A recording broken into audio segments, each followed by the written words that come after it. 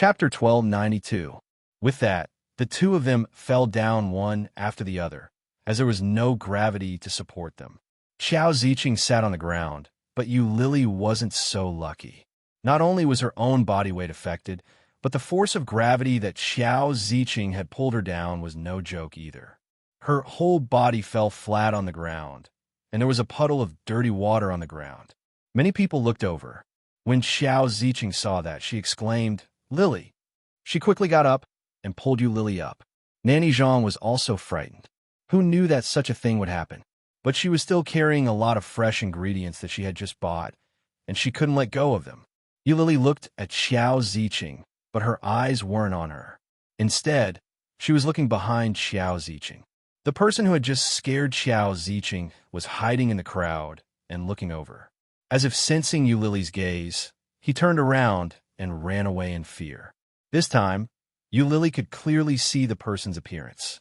He was short, and his clothes were old and tattered. No one was too close to him, and some even avoided him in disgust. He looked like a beggar. Xiao Ziqing pulled Lily up and took a closer look. She saw the obvious black patch in front of Lily and quickly asked, "Are you okay?" Lily shook her head and looked away. When she saw the mess on her body, she laughed at herself and said, "What a bad trip." Xiao Ziqing didn't say anything. When she saw everyone looking at her, she pulled Lily and said, "I was about to fall. Why did you come? Aren't you stupid?" In the end, the two of us fell together. How embarrassing. As he spoke, he immediately pulled Lily toward the exit. Lily turned her head to look at the mess on the ground. The ingredients that she had just picked up were all ruined. What a waste. Xiao Ziqing looked at her with disgust and said, "It's good enough that you can take care of yourself. Why bother with that? Just get Nanny Zhang to buy the ingredients later. Let's go back." Lily turned her head and saw Xiao Ziqing's back. Her eyes darkened, and a phrase that she had heard a lot recently came to her mind. Actually, she was just sharp-tongued. When they got home, Lily asked Xiao Ziqing not to disturb Ming or his father. She asked Xiao Ziqing to take her to Ming's room to take a shower. She found a loose shirt and put it on before coming out to dry her hair. However, she didn't expect to see a pink dress on Ming's bed when she walked out. The thickness was just right for this season. But pink? Ming knew that she didn't like pink. Therefore, this set of clothes shouldn't have been prepared by Ming. Xiao Ziqing was the only one left. Lily's eyes darkened. She went forward and took off the clothes. She drew on the clothes and looked at the brand. It was a very good brand. It was definitely not bought at the last minute. But was Xiao Ziqing going to leave this kind of clothing at home, ready to wear at any time? How could this be? Just as Lily was thinking, there was a knock on the door and it opened. Xiao Ziqing glanced at it and snorted coldly. "You got lucky. Hurry up and change. We're waiting for you to help in the kitchen." Dash. Chapter 1293. After saying that, Xiao Ziqing quickly left. When Lily heard that, she quickly changed her clothes, but the clothes she was wearing were unexpectedly suitable. Could it be that it was originally prepared for Shinmanting? Otherwise, why would Ming's mother suddenly prepare clothes for a young girl? From the looks of it, it couldn't have been prepared for herself, let alone for Lily. Lily racked her brains and could only think of one possibility. She felt a little sour in her heart, but she still dried her hair and went to the kitchen. The clothes that Lily was wearing were just right for the occasion. It was a very youthful style. When Nanny Zhang saw Lily dressed like that, her eyes lit up. But she quickly thought of another important point and said, "Why are you still here? You haven't dried your hair yet. You have to take care of yourself first before you can take care of my young master. Let me get you a hairdryer." "No need. It'll be dry in a while." "Nanny Zhang, let me help you." Xiao Ziqing looked over and said, "Why are you so delicate? You're not the daughter of a big family, and you're not cold. Come and help wash the vegetables." Lily nodded her head and walked over. She immediately took over the hairdryer. Nanny Zhang wanted to say something, but in the end, she didn't and continued cooking. Lily's culinary skills were excellent. Throughout the meal, Nanny Zhang looked at and smelled Lily's dishes. She couldn't stop praising her. As for Xiao Ziqing, she didn't pay much attention to it and didn't say anything. She continued to help in name, but in reality, she was just helping out. When the dishes were placed on the dining table, Xiao Ziqing went to the study to call the father and son out. The father and son weren't playing chess. They were just sitting in front of the chessboard and talking. Xiao Ziqing had expected this and didn't expose them. When they came out, Ming saw Lily's outfit. He was surprised and asked, "Why did you change?" Nanny Zhang was about to speak when she saw Lily gently shaking her head. When Ming saw that, he vaguely understood something. He planned to ask her about it later that night. He nodded his head and said, "It looks good." Lily forced a smile and helped them get their food. Finally, when everyone from the O family had left the table, Lily sat down beside Ming. Annie Zhang was also invited to sit at the dining table. It looked very harmonious. Lily's culinary skills are really good. She looks, smells, and tastes great. She cooks even better than I do. "Sir and madam, please have a taste," Nanny Zhang said enthusiastically. Huajin chuckled and said, "I smelled it the moment I came out. I thought your culinary skills had improved again, but it turns out the chef has changed."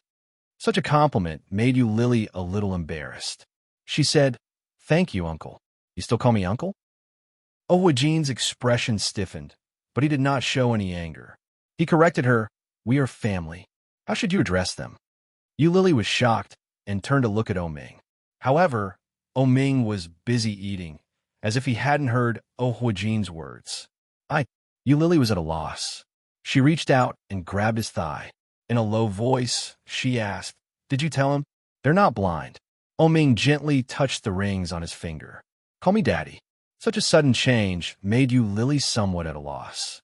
He had thought that it would take a long time, or at least there would be a foreshadowing or something. Chapter 1294. For a moment, Lily's face turned red. Faced with the gazes of everyone around her, Lily's face grew hotter. She whispered Dad louder. "Who are you addressing with that soft voice?" Ming's eyes were filled with ridicule, but the depths of his peach blossom eyes were filled with gentleness and endless affection. Lily was a little embarrassed by his gaze. She reached out and pinched his thigh. Ming avoided it and asked, "Dad, did you hear me?" Huajin could tell that his son was up to no good. He shook his head and laughed. "I didn't hear you. Louder. What did you call me?" Lily replied, "Dad." Her voice wasn't soft, but her face was getting redder and redder. As he spoke, he did not forget to glance in Xiao Ziqing's direction. He was afraid that this mother-in-law would suddenly make a sound and mock him. Fortunately, Xiao Ziqing didn't make a sound. She looked at Lily and seemed to be waiting for something. Lily didn't know if it was an illusion, but the fear in her heart gradually dissipated. She weakly called out, "Mom." Xiao Ziqing pursed her lips. She didn't know if it was out of disdain or something else. She raised her chopsticks and said, "Let's eat." Huajin chuckled and said, Xiao Ziqing was a little unhappy. She frowned and said, "What about me? Eat your food." Ming reached out his chopsticks and picked some food for Lily. He whispered into her ear, "Dear, hurry up and eat. I told Dad that I'll be resting at home tonight. I won't be going back." Lily felt her body go limp. Lily felt that she was very impressive to be able to stay in the O household, but Ming had actually asked her to stay the night. That was too difficult. What shocked Lily the most was that Xiao Ziqing had accepted it. She had accepted the way she was addressed without any objection or sarcasm. Did that mean that Ming's mother was slowly beginning to accept her? When Lily thought of that possibility, she felt a sense of joy rise in her heart. It gradually spread and sublimated. Lily was still in a daze until the end of the meal. After the meal, Lily sat at the dining table and waited to help clear the table. When Xiao Ziqing stood up, Lily felt that she shouldn't be sitting there. She didn't know what to do. Ming noticed her embarrassment and whispered, "What's wrong? Are you stupid?" Lily looked up at him blankly. Ming chuckled and pulled her into the room. Once she entered the room, Lily relaxed without the stares of the people around her. "Why didn't you tell me earlier?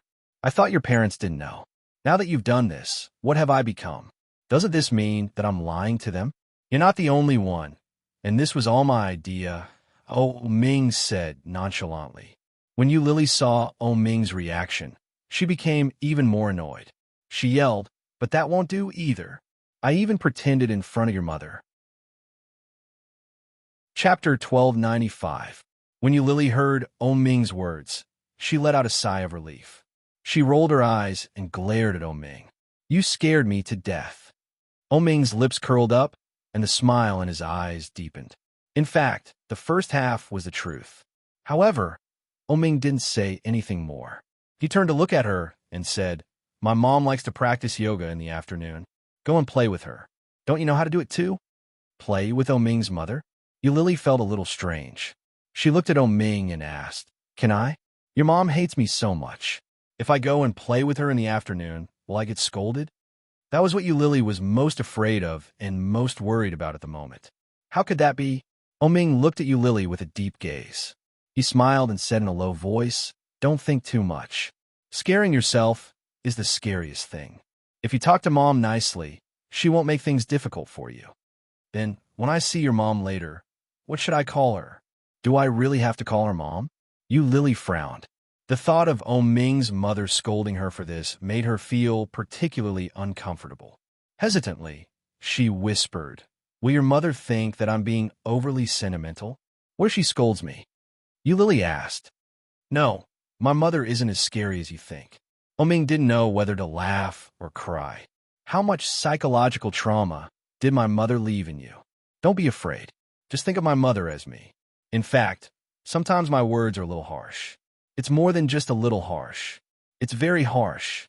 Yulili pouted her lips and muttered. Ming didn't know what to say at that moment. He pinched her face and said, "Go. The yoga room is where I took you just now. Remember not to be too reserved, and don't be too deliberate.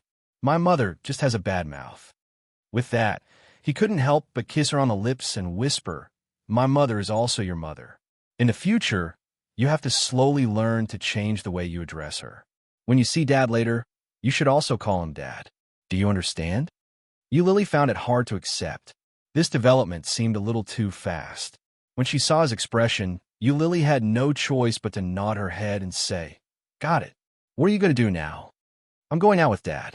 I won't be home in the afternoon. You stay at home with Mom. You have to get along well. If Mom makes things difficult for you, give me a call. I'll be right back." Yulili's heart calmed down a little. She nodded her head and said, "I got it. You can go back to your work." "Well, you go first."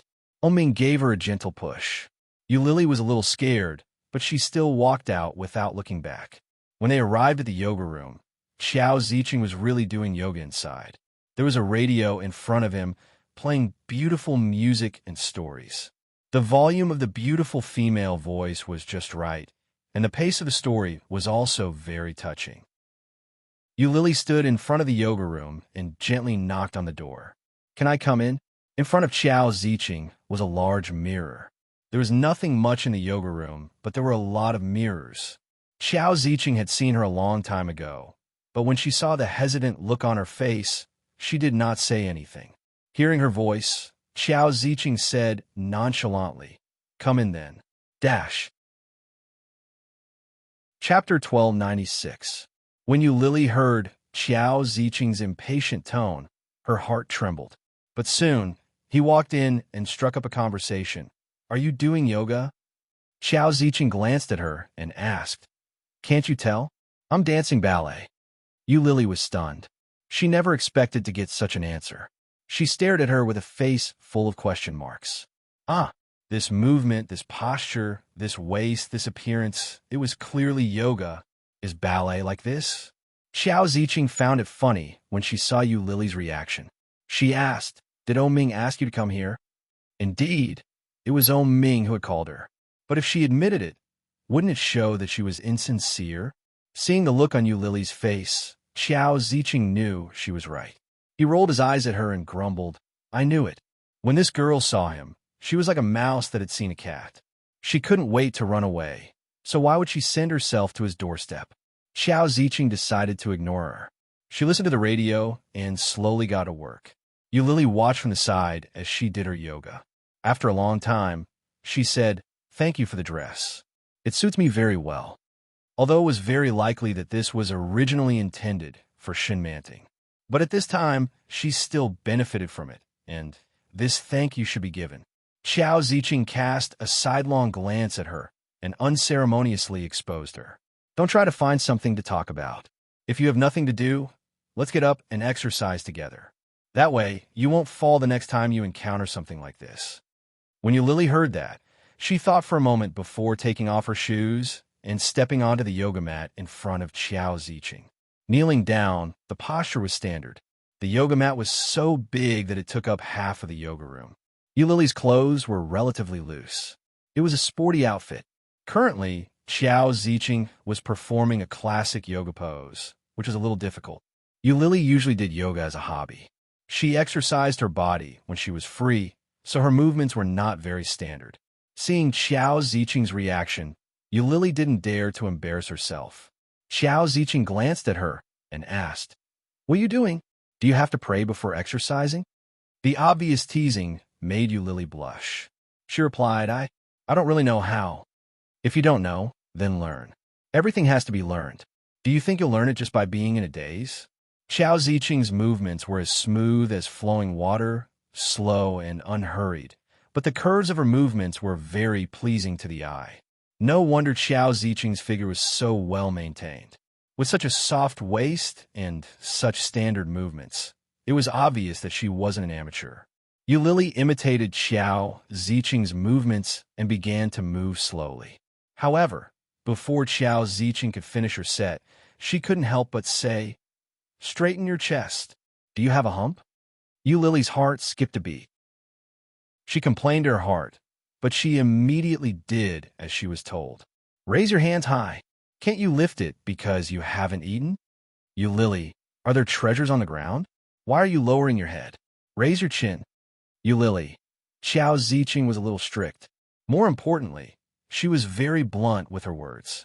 But for the entire afternoon, she was indeed teaching Eulili. Eulili practiced for about an hour before Qiao Ziqing stopped. She said, "You're indeed an amateur. All right, come back tomorrow." Tomorrow? Eulili's heart skipped a beat. She couldn't help but feel happy. Chapter 1297. As soon as that thought popped up, Eulili immediately felt that she was overthinking things. Discarding this thought, Zhang Xian nodded and hurriedly followed behind. Without looking back, Qiao Ziqing walked out of the yoga room and asked, "What do you usually do in the afternoon?" Eulili didn't dare to walk too fast or too slowly. She followed closely behind Qiao Ziqing, looking a little uneasy. When she heard the question, Eulili thought for a moment before replying, "I'll go to work. I usually go to work half a day." "What about the weekends?" "On the weekends, I'll draw at home." "Painting?" Qiao Ziqing looked a little surprised. Then, a look of realization dawned on her face. "Oh yes, you draw comics, right? How can you stay at home all day? You don't know how to do yoga, and you don't even exercise on the weekends. What's the difference between you and a salted fish?" Qiao Ziqing had a look of disdain on her face as she walked out and headed to the changing room to change her clothes. Eulili was a little embarrassed and tried to defend herself. "Actually, I go out for a jog every morning." "Oh," Qiao Ziqing replied and didn't say anything else. Eulili was a little embarrassed and didn't know what to say. Qiao Ziqing walked into the changing room. She glanced at Eulili and said, "Go get changed. Let's go out for a walk." Eulili was stunned, and her heartbeat suddenly accelerated. "Shall we go for a walk together? With Qiao Ziqing alone? What are you waiting for? If you don't want to go, I'll wait for you." Qiao Ziqing frowned and waved her hand. Eulili quickly nodded. "I'll go right away. Wait for me." Just as she turned around, she suddenly remembered. "I didn't bring any clothes with me." Qiao Ziqing turned her head and gave Eulili a strange look. "Didn't you go into the walk-in closet?" His words made Eulili blink. Then she turned around and went back to her room. Her room was naturally Oming's room. She really didn't come into the cloakroom. She just went through the wardrobe at the door and took out one of Oming's clothes to wear. The walk-in closet was next to the bathroom. Eulili turned around and saw Oming's closet. When he opened them, he saw that they were all men's clothes. There was a wardrobe inside the men's wardrobe. Eulili opened it and saw a dazzling array of clothes hanging there. There were many colors, but most of them were red. She looked at the measurements and found that they were all her measurements. Not many, but at least 7 or 8. This was prepared by Oming. She originally thought that the pink dress she was wearing had been prepared by Qiao Ziqing for Shenmanting. Now that she thought about it, Shenmanting was a northerner and was much taller than her, so it couldn't be that. The resistance deep in Yu Lily's heart suddenly disappeared. After he changed his clothes, he opened the door and saw Qiao Ziqing coming out of the room at the same time. Qiao Ziqing glanced at the red dress she was wearing. It was hard to tell whether it was a compliment or a sarcasm. She muttered softly, "It looks pretty good." Yu Lily touched her head, lowered her head, and did not speak. "Let's go." Qiao Ziqing put on her handbag and looked like a rich lady. She said, "I asked a few friends to have tea together. I heard that my son brought a woman back, so I wanted to meet you. Don't embarrass me." Hearing that, Yu Lily's heart skipped a beat. Is she going to bring me to meet someone? Chapter 1298. When Yu Lily thought about that, she felt that she was overthinking things. Maybe Yao Ming's mother was just bored, so she took me out to see the world? But at that moment, Yu Lily didn't dare to say anything else. She followed them into the garage. "Do you know how to drive?" Qiao Ziqing suddenly asked. Yu Lily immediately replied, "Yes." "Well, you drive." After Qiao Ziqing unlocked the car door, she threw the key to Yu Lily and sat in the front passenger seat. Yu Lily couldn't figure out what this woman was trying to do. It was said that a woman's heart was like a needle at the bottom of the sea. Yu Lily finally understood the true meaning of that sentence. Yu Lily didn't dare to delay any further. She drove to a high-class leisure place that Qiao Ziqing had designated. She parked the car and followed Qiao Ziqing upstairs. When they entered the private room, there were 2 or 3 rich women in good shape. Even her skin looked very good. From their appearance, they didn't look much different from Qiao Ziqing. If Yu Lily didn't know their real age, she would probably think that they were in their 30s. "You're here. Hey, who is this girl?" One of the rich women was a little surprised. "Why did you bring a girl today?" Qiao Ziqing didn't answer. She turned around and sat down in front of them. The waiter served tea. Qiao Ziqing slowly took a sip and introduced her to Yu Lily. "This is Li Pingting, my good friend." She was the rich woman who had just spoken to Qiao Ziqing. Yu Lily nodded and smiled politely. "Hello, Auntie Li. This is also my good friend, Qiao Meng." "Hello, Auntie Qiao." Yu Lily greeted politely. "I am Zhuang Yanhua." Another woman introduced herself and looked at Yu Lily with a smile. "You must be Ziqing's daughter-in-law. You're pretty good to be able to deal with Oming." Daughter-in-law. Those 3 words made Yu Lily feel a little guilty. She smiled awkwardly and subconsciously looked at Qiao Ziqing. Qiao Ziqing put down the teacup and said, "She's afraid of strangers. By the way, Yunming, is your daughter's wedding day coming soon?" Yu Lily knew that this was a change of topic. She quietly breathed a sigh of relief. Zhuang Yanhua quickly started chatting with Qiao Ziqing. The girls sat together, drinking tea and chatting. The laughter grew louder and louder, and no one paid any attention to Yu Lily. The sisters were bored, so they set up a table to play mahjong. Yu Lily would occasionally help pour tea. She was very quiet. However, from the beginning to the end, Qiao Ziqing did not introduce them to the girl she had brought with her. Li Pingting was a short-tempered person. Her original patience was almost worn out. Finally, she shouted, "Ziqing, why isn't your daughter-in-law saying anything? What's her name?" Li Pingting wasn't the only one who felt that way. Even the other 2 sisters felt that Yu Lily was too low-key. Hearing the word daughter-in-law again made Yu Lily even more embarrassed. Was she now Mother O's daughter-in-law? Qiao Ziqing probably wouldn't admit it.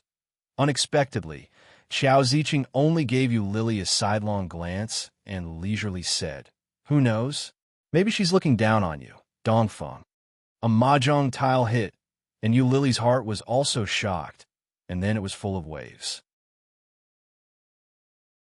Chapter 1299. Yu Lily looked at Qiao Ziqing with her eyes wide open in disbelief. Qiao Ziqing didn't look at her. She continued to chat with her friends and play cards.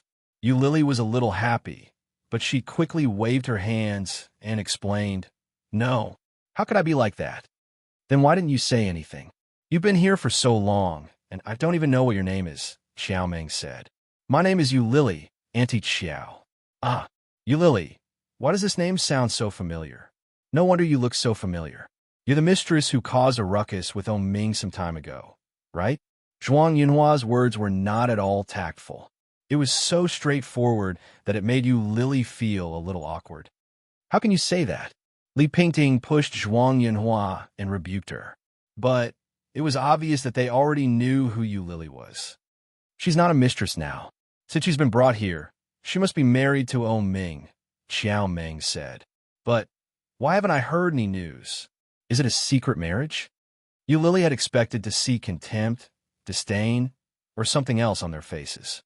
But it seemed that Yu Lily was gauging the heart of a gentleman with her own mean measure. These women, who were obviously about the same age as Qiao Ziqing, were just gossiping on the side. They had no intention of targeting her. Just as Yu Lily was about to answer, she was interrupted. I guess so. Young people nowadays like to play this game. To put it nicely, it's low-key, but in fact they love to cause trouble. Who doesn't get married at some point? Why do they have to settle everything before they have a wedding? Hey, what's your name? Yu Lily, is it? Was it Ming's idea for you to do this? Zhuang Yunhua looked as if she had seen through everything. She clicked her tongue and shook her head. It's not that I want to say this, but Ming, that rascal, has been especially good at causing trouble since he was young. His parents were so angry. I used to want to marry my daughter to that rascal. Ha ha. Later, I was frightened by that rascal, so I gave up on that idea. That's right, Xiao Meng chimed in. It's not that other girls don't like Ming, but no one can stand his temper. You're really something. You're able to stand his temper. It's true love. It could be seen that these Annies had known Qiao Ziqing for a long time. Their relationship was so good that everyone just laughed it off. Hearing that, Yu Lily tried to recall what Ming looked like. Thinking of Ming's unbearable temper and poisonous mouth, she smiled and said, I've known Ming for many years. I met him when I was 17. After that, we separated for a period of time. She looked at them and said, Later, I went to Beijing. Something happened, and Ming brought me back. It was a simple sentence, but there was an indescribable sorrow in it. Fortunately, she did not succeed in dying. Otherwise, this day wouldn't have come. Only after surviving the rain could one see the rainbow. No matter what, old Sun finally has someone who wants him. Zhuang Yunhua waved her hand and said, Come on, let's play cards together. Get your mother to step aside. Chapter 1300. Yu Lily was suddenly called.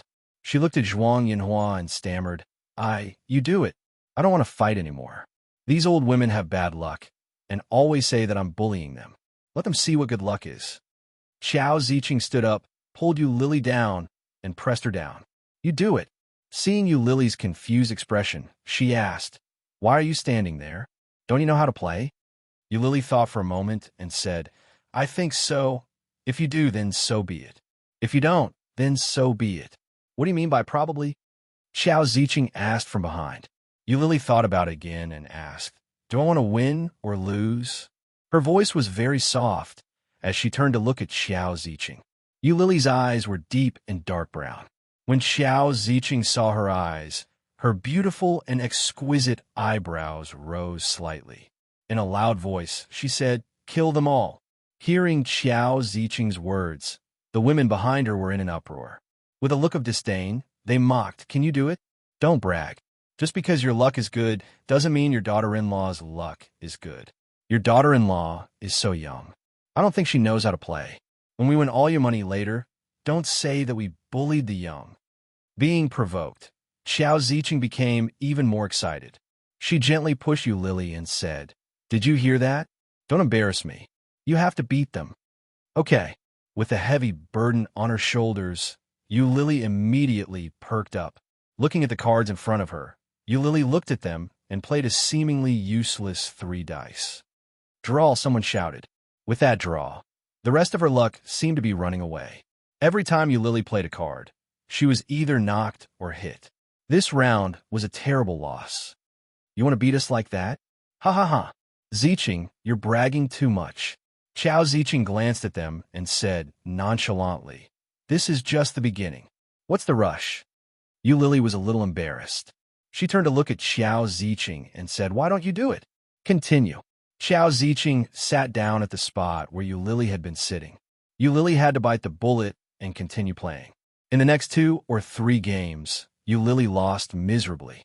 The most terrifying round was in the 3rd round, when the cannon fired 3 times. The other 3 families were all laughing happily, but they didn't forget to provoke Qiao Zicheng, saying, aren't you talking big? It seems like your daughter-in-law really doesn't know anything. Why don't you do it yourself? Don't lose too badly. Qiao Zicheng, who was drinking her coffee, pouted her lips and said in disdain, you guys are just lucky. The 3 women burst into laughter and said, this time, you could draw the cards first. Don't say that we, as your elders, are bullying you. Yu Lily was also a little embarrassed.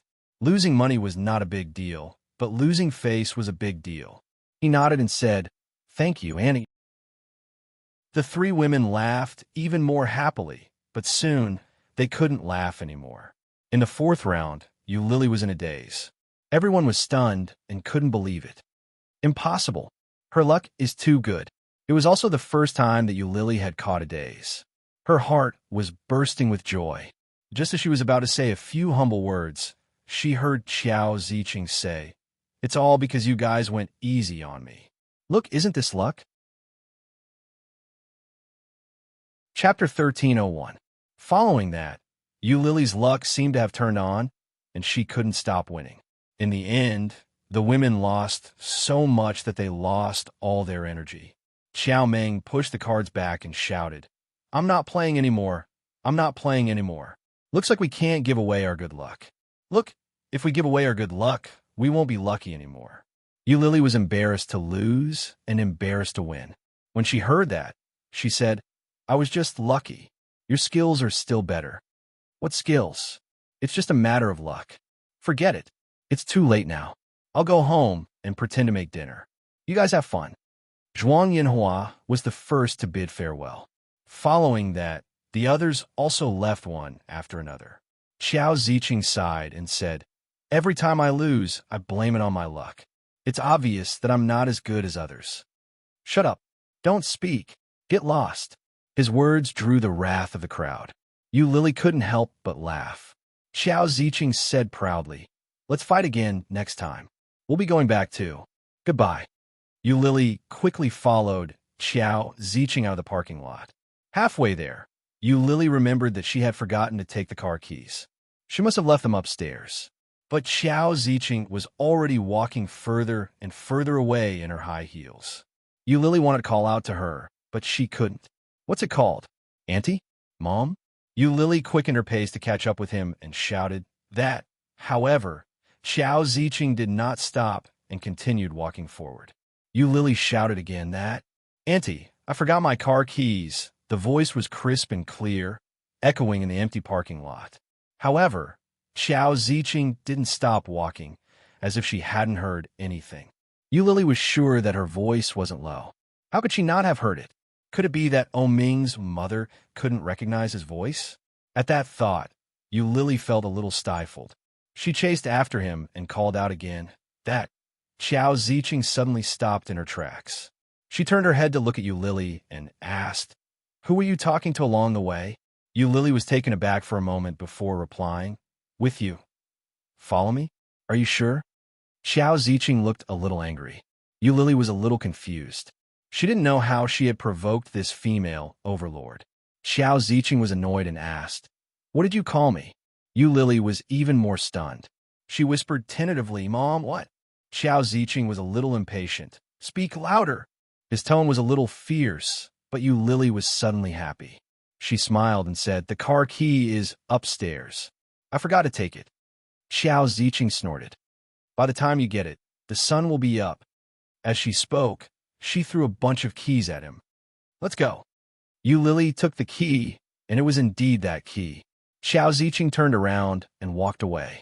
Her back view was straight and beautiful, arrogant and unapproachable. However, Yu Lily's heart suddenly felt like it was about to fly, and she was filled with excitement that couldn't be contained. Looking at Xiao Ziqing's back, Yu Lily shouted happily, "She's coming." Most of the time, a person's mood was just because of a small matter. But to Yu Lily, this small matter was no small matter. After cooking and eating, Yu Lily helped Nanny Zhang with the laundry and couldn't wait to return her room. Chapter 1302. Oming was a little confused by her sudden embrace. It was rare to see Yu Lily in such a good mood. Oming's mood improved as well, and his lips curled into a smile. Hugging the little woman in his arms, he asked softly, "What's wrong? Why are you so happy?" When Yu Lily heard the man's voice, she felt so happy that she could fly. She hugged Oming tighter and jumped excitedly. "Oming, let's go buy a lottery ticket. We'll definitely hit the jackpot today." Oming's smile deepened. He loosened his grip and asked, "What's wrong?" Yu Lily's smile was as bright as a flower. It was so gorgeous that no one could take their eyes off her. "Mom brought me to meet her friend today." When Oming heard this, his smile deepened. His pair of bright peach blossom eyes were filled with love, like sugar and honey, so thick that it could not melt. So fast? How did it feel? It was a little awkward at first, but later, I played mahjong with a few Annies and helped Mom win many rounds. Yu Lily said it like she was presenting a treasure. Her tone was coquettishly asking for praise, and it was full of pride. Oming could clearly sense that when Yu Lily called Xiao Ziqing, her tone was no longer as repulsive as before. Just this afternoon, he was still addressing her as his mother, but now he was directly addressing her as his mother. Such a small change was a good start. Oming rubbed her hair and said with a smile, "Mom is in a good mood today. It's only the first day. It's great." Yu Lily's heart was filled with pride. She hugged Oming's waist and said coquettishly, "It's not even 8 o'clock. Let's go watch a movie, shall we? You're in such a good mood." Oming's smile deepened. He nodded and patted her butt. "All right, let's go." "Yeah." Yu Lily let go of him and entered the room. When Oming saw how happy she was, his smile faded a little. They were newlyweds, and Xiao Ziqing had accepted Yu Lily. But if she knew that Yu Lily was likely to be infertile, would she? She was a hidden danger. This matter was like a stone stuck in Oming's heart. He couldn't let it go. He had to find a time to take Yu Lily for a checkup. Yu had been lying in the hospital for several days. As expected, Shun Luo and hadn't appeared since the second day she was hospitalized. There wasn't even a phone call. There is nothing more sorrowful than a dead heart. Yi Qianqian stayed by Yi Yuyu's side every day. Occasionally, she would go out to take a look. However, she spent most of her time in the hospital. Yi Qianqian was sitting next to him, reading a comic. She looked disinterested. Looking at Yi Qianqian's bored expression, Yi Yuyu felt a little guilty and called out, "Sister." Yi Qianqian suddenly looked up. Her first reaction was to ask, "Huh? Do you want some water?" Yi Yuyu shook her head. "Go back to work. I'll be discharged in a few days. It's not particularly serious." Yi Qianqian couldn't react for a moment. Before she could think of an answer, she was interrupted by a male voice. Chapter 1303. He turned his head and saw a tall figure standing at the door. Li Jinan looked at the two women inside and slowly walked in. His eyes, as cold as the winter night, landed on Yi Yuyu. Yi Yuyu didn't expect him to suddenly appear. When she heard that, she immediately retorted, "I'm not a popular star. They won't be so free to pay attention to my trivial matters." Li Jinan's eyes were calm as he slowly looked away and said, "You're not important, but the lonely swordsman is very popular now. The replacement, Su Yingying, has been very popular lately. You're the original supporting actress, and the focus is always on you. If word gets out that you're discriminating against one and favoring the other, how do you think it will affect the company?" "I wanted to be discharged myself. What does it have to do with the company?" Yi Yu looked at Li Jinan with dissatisfaction and said, "Although you're my boss, you can't be so overbearing and dictate my affairs, can you? I know my own body best. I want to be discharged. GM Li, this way, I can save you a lot of medical expenses." Li Jinan's eyes turned slightly. His gaze was as calm as the moon, and he looked at her coldly. His voice was slow and firm, and he didn't allow for any disagreement. The company doesn't lack medical expenses. With that, he turned and walked away. GM Lee, Yi Yu shouted. Li Jinan didn't stop walking. GM Lee, wait a minute. The figure had already left the ward and didn't stay for a moment. Yi Yu was even more annoyed. She screamed, Li Jinan. There was no response. Yi Yu was furious. She stared at the door and bit her lower lip. Yu, I think your boss is right. No matter what, you have to get better first. You're already suffering from an injury. If your health isn't good, how are you going to act in the future? How are you going to win back your position? Yi Qianqian said angrily. Yi Yu didn't reply, but the grievance in her heart was magnified. Accident. Injury. It wasn't easy to get the role, and she had to give it up just like that. The 2 episodes that had been filmed had to be cut out and replaced with Su Yingying's scenes. The Lonely Swordsman was adapted from a very popular novel. It had a huge readership, and the advertising was very strong. She had originally gotten the role of the second female lead because she had a bright personality and a positive image. Many new starlets were fighting over her. There were even quite a few veterans in the circle who wanted this role. She was well aware of the reason why she had fallen into her hands. It was that strange night where she lost her chastity in exchange for a bright future. If word of this got out, it would be the unspoken rule that everyone talked about. She knew that very well, but what was done was done. There was no point in regretting it. If everything went well, it was very likely that she would officially increase her value and appear in the eyes of the public. But it was ruined, completely ruined. This fall had cut off all her chances. There would only be one such opportunity. Could it be that she had to go to the unspoken rules again in exchange for such an opportunity? Yi Yu pursed her lips. Her eyes were burning. She turned her head away and closed her eyes. In a low voice, she said, Sis, I'm hungry. Help me buy some food. Yi Qianqian shut her mouth in embarrassment and said, All right, give me a moment. Chapter 1304. This man looked very young, very tall, very strong, and very well-proportioned and handsome. She was carrying a fruit basket and a bunch of beautiful flowers. At first glance, he was bright and seemed to be about 25 or 26 years old. Who else could it be but Shun Jilya? She looked at him in disbelief. Shun Jilya. Anyone would be surprised to see Shun Jilya in such a place at such a time. Shun Jilya saw Yi Yu from afar. He raised his hand in greeting. Hi, why are you here? I'm here to see my sister-in-law, Shun Jilya said with a bright smile. She's in this ward, right? Yes. Yi Qianqian glanced behind him. Shun Luo and didn't come? Speaking of Shun Luo, and Shun Jilya felt a little guilty. At the end of the day, Shun Luo and was still Yi Yu's husband. During this period of time, Shun Luo and had been staying at home to take care of Shun Manting. It was as if Shun Manting was his official wife. Shun Jilya coughed lightly and said, My brother has been quite busy recently. He can't leave the hospital, so he didn't come over. Now that I'm free, I'm here on behalf of my brother. Yi Qianqian sneered when she heard that. Come here on behalf of your brother? You don't even take care of your own wife, so you send your younger brother to go through the motions. You're really a competent younger brother. Your older brother must be very happy, right? Shun Jilya was rendered speechless. He felt a little aggrieved and said, I don't know either. I'm a younger brother, so I have to listen to whatever he says. I just sent Grandma back to the capital and rushed all the way here.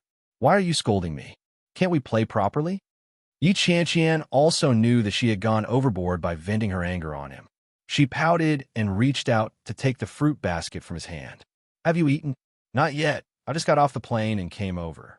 You didn't even eat your in-flight meals. Oh, please. Is in-flight food for humans? Shun Jilya felt even more grieved. Have you eaten already? No. Go in. I'll go buy some food. Okay, then I want 3 slices of eggplant, mushu pork, and you don't have to be picky. If you don't want to eat, then don't. Yi Qianqian carried the fruit basket into the house and rejected him without any hesitation. She turned around and left the house. Shun Jilya chuckled and turned to look at Yi Yu, who was lying on the hospital bed. He called out, sister-in-law. When Yi Yu heard the way he addressed her, Her lips curled into a self-deprecating smile.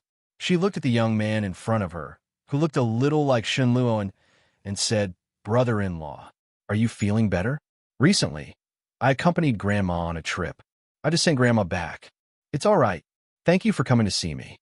Yi Yu smiled, but the smile looked forced no matter how you looked at it. Shen Jilia's heart ached when he saw Yi Yu's pale and listless face. Shen Jilia walked over and sat down on the stool beside her bed. He sighed and said, "Sister-in-law, I'm sorry." The sudden apology made Yi Yu turn her head away. She didn't understand what was going on. "Our Shen family owes you too much. Sister-in-law, I'm sorry." Yi Yu's eyes dimmed, and her smile faded. "Recently, my brother has been quite busy, so he didn't have time to visit you. However, he specifically told me to see how you're doing, and when he's done with his work, he'll come visit you." Chapter 1305. Shen Jilia nodded his head. "Yes." Shen Luo, An's exact words were, "Check if she's dead for me." The last sentence was added by himself. But, seeing that Yi Yu's mood had obviously improved, it was worth it. So, no matter what, health is the top priority. You must take good care of yourself. When my brother is done with his work, you have to look better. Look at your face. TSK. It's like you've applied a layer of powder. It's pale and green. You look so haggard. Shen Jilia looked at her face and shook his head. "You look much uglier than before." Yi Yu instinctively touched her face. She finally felt a sense of crisis. "Really? Why don't you take a look for yourself?" Shen Jilia took out his phone and turned on the front camera. He aimed it at her face and asked, "Is that right?" Yi Yu looked at herself in the mirror. The first thing she saw were the dark circles under her eyes, the bags under her eyes, the pale complexion, and the messy hair. During this period of time, she hadn't taken care of herself properly. Firstly, she wasn't in the mood. Secondly, it wasn't convenient. Yi Yu had never imagined that things would turn out this way. As she touched her face, Yi Yu's emotions became complicated. A week ago, it was still bright and beautiful. Now, in just a few days, it had become like this. How tragic. Yi Yu felt a little stifled. She handed the phone back without a word. With one look, Shen Jilia could tell that she had taken his advice to heart. He quickly changed the topic and told her a lot of interesting things. However, Yi Yu had always been disinterested. When Yi Qianqian returned from buying food, she could feel the awkwardness in the air. Yi Qianqian had bought a lot of food because of the extra man. There was a lot of meat and seafood on the table. As soon as they were placed on the table, Shen Jilia cheered them on.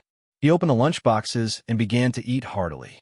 Yi Qianqian unceremoniously smacked him with her chopsticks. "Have you washed your hands? Besides, this is for my sister. How dare you snatch food from a patient?" Shen Jilia shrank back from the slap. He quickly replied, "I've showered. I'll peel the prawns for you, don't move." "I don't believe you.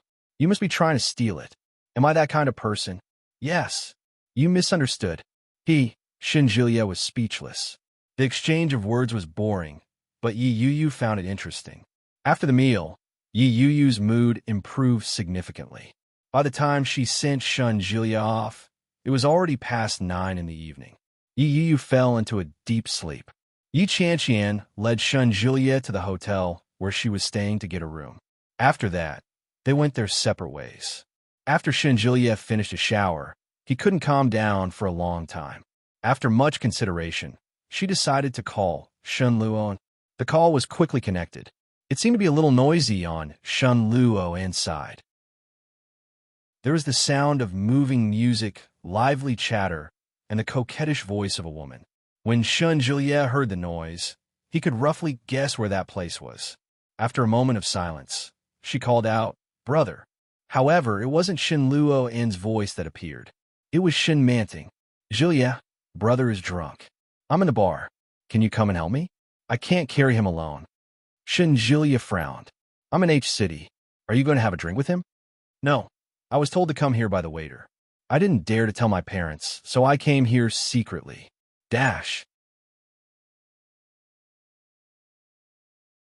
Chapter 1306. Shen Manting was also helpless. She looked at Shen Luo, who was as drunk as a dead fish. Julia, see if there's a waiter nearby. Ask the waiter to help you. Shun Julia's voice was calm, but Shun Manting was even more flustered at this moment. She said, Julia, I'm a little scared. What if I'm recognized? Hearing this, Shun Julia had a strange feeling in his heart. She's actually afraid of being recognized? What's there to be recognized? Is she afraid of being recognized as Shun Manting? Or was it that she was afraid of being recognized as the female lead of the rumor that had been spreading recently? Or is she afraid of being recognized as the heroine of the scandal? Recently, because of Yi Yuyu's injury, Shun Manting and Shun Luo's relationship was also dug up and talked about. It was a hot topic on Weibo. Some people said that Yi Yuyu made a mistake during the filming because her husband cheated on his sister-in-law.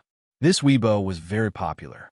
Many people were scolding Shun Manting, and many people said, "You'd better not let me see you, or you won't be able to return." Shun Manting was probably afraid of this. After thinking about it, Shun Juliet comforted her. Don't be afraid. Those keyboard warriors are nothing without their keyboards. Cover your face and ask someone to help send me back. But Grandma is at home. If she finds out that we are drunk, I'm afraid. Shun Manting was also in trouble in the Shun family recently. Old Mrs. Shun's attitude toward her was getting colder and colder. She even scolded her recently. Shun Manting was suffering in her heart. She just needed to stay away from old Mrs. Shun. But if she took Shun Luo and home like this, old Mrs. Shun could not know, and there would be a great disaster. Take me to the hotel first. Let's hide for the night. This was the only way. Shun Manting thought so too. She looked around and saw that there were many men and women coming and going. There were not many people paying attention to this side. Shun Manting tried to lift Shun Luo in and whispered, Brother, wake up. It's time to go home. Shun Luo didn't move, but in a drunken state, he reached out and put his hand on her. He should be able to hear her. Shun Manting exhaled softly and pulled up her turtleneck sweater to cover most of her face. She squatted down, lifted his arm, and wrapped it around her neck. She used all her strength to pull him to his feet. Shun Luo looked drunk, but he was still conscious. He reached out to hold her shoulders and rested his head on her neck. His breaths were filled with the strong smell of alcohol. His mouth was mumbling something, but it was hard to hear what he was saying. Shun Manting held him in her arms and dragged him away. She whispered, Can you still walk? Be careful. Don't crush me. You're too heavy. Shun Luo lifted his body slightly, and his footsteps followed Shun Manting's. Although it wasn't very stable, it was still much easier than before. Shun Manting kept her head down throughout the journey.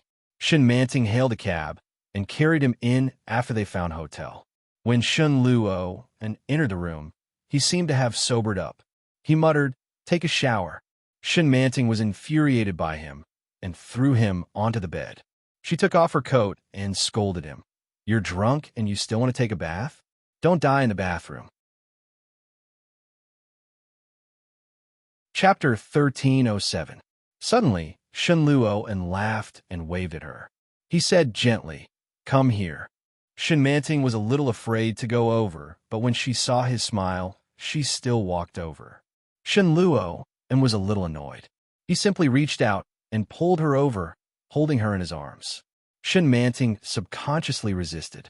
She struggled to break free from his restraint with both hands and shouted, Shun Luo, please be more respectful. Hearing that, Shun Luo seemed to loosen his grip, and his breathing suddenly became a little rapid. Shun Luo fell back softly. He squinted his eyes and fell on the bed, smiling bitterly. However, he did not let go of Shun Manting's hand. He gently pulled and said again, Come here. Shun Manting had never seen Shun Luo like this, desolate and lonely, as if he was fragile and vulnerable. This Shun Luo was completely different from the Shun Luo who was usually superior and insufferably arrogant. Shun Manting felt a little sympathy from the bottom of her heart. The feeling of disgust she should have felt at this moment seemed to be defeated by his loneliness and fragility and completely disappeared without a trace. Shun Manting stepped forward and gently held his hand. She leaned over and touched his face. His handsome face had been burned red by the alcohol, and it was very hot. Shin-Manting looked at the man in front of her and gently laid down beside him. Her beautiful eyes stared at him. This was her first man and also her elder brother. Originally, there should be nothing between him and her. He was already married, and he had a childhood sweetheart. She was supposed to be married to another man, but everything changed. From the beginning of his invasion, from the day she committed suicide, her life and his life began to be different. Shen Luo and seemed to feel a warmth approaching in front of him. He leaned forward and opened his squinted eyes. He turned his body and easily pressed his body against hers. Shen Manning was caught off guard and screamed. Looking at the flushed face in front of her, her heart could not help but beat faster. Indescribable, throbbing spread layer by layer. Shen Luo and held her palm with one hand and rested his other hand on the side of her body. He lowered his head slightly and kissed her lips softly and tenderly. There was an indescribable electric current flowing through her smooth and tender lips that reeked of alcohol. Shin-Manting couldn't tell what she was feeling, but it was a little uncomfortable and comfortable at the same time. She was so happy that she was infatuated with it. This was something she had never experienced when facing Oming. This was something she had never experienced in front of Shen Luo. Shen Luo and closed his eyes and kissed her gently. His lips moved down slowly and his Adam's apple bobbed as he whispered a name. "You." Shin-Manting felt as if something in her heart had shattered in an instant. She was caught off guard by the sound of a clang. The feeling of weightlessness in his heart was so empty that it almost suffocated him. Her lips, which reeked of alcohol, continued to move, but she was no longer as intoxicated as before. An indescribable discomfort instantly filled his heart. She raised her hand and pushed him away forcefully. A warm current overflowed from the bottom of her heart to her eyes. Even Shin-Manting herself couldn't tell why, and her throat was choked with unbearable pain. Shen Luo and was pushed so suddenly that he opened his eyes blankly and looked around. In a daze, he seemed to see a figure holding a bundle of clothes and walking away. Then there was a sound. Chapter 1308. After watching a movie with Oming, they went to have supper.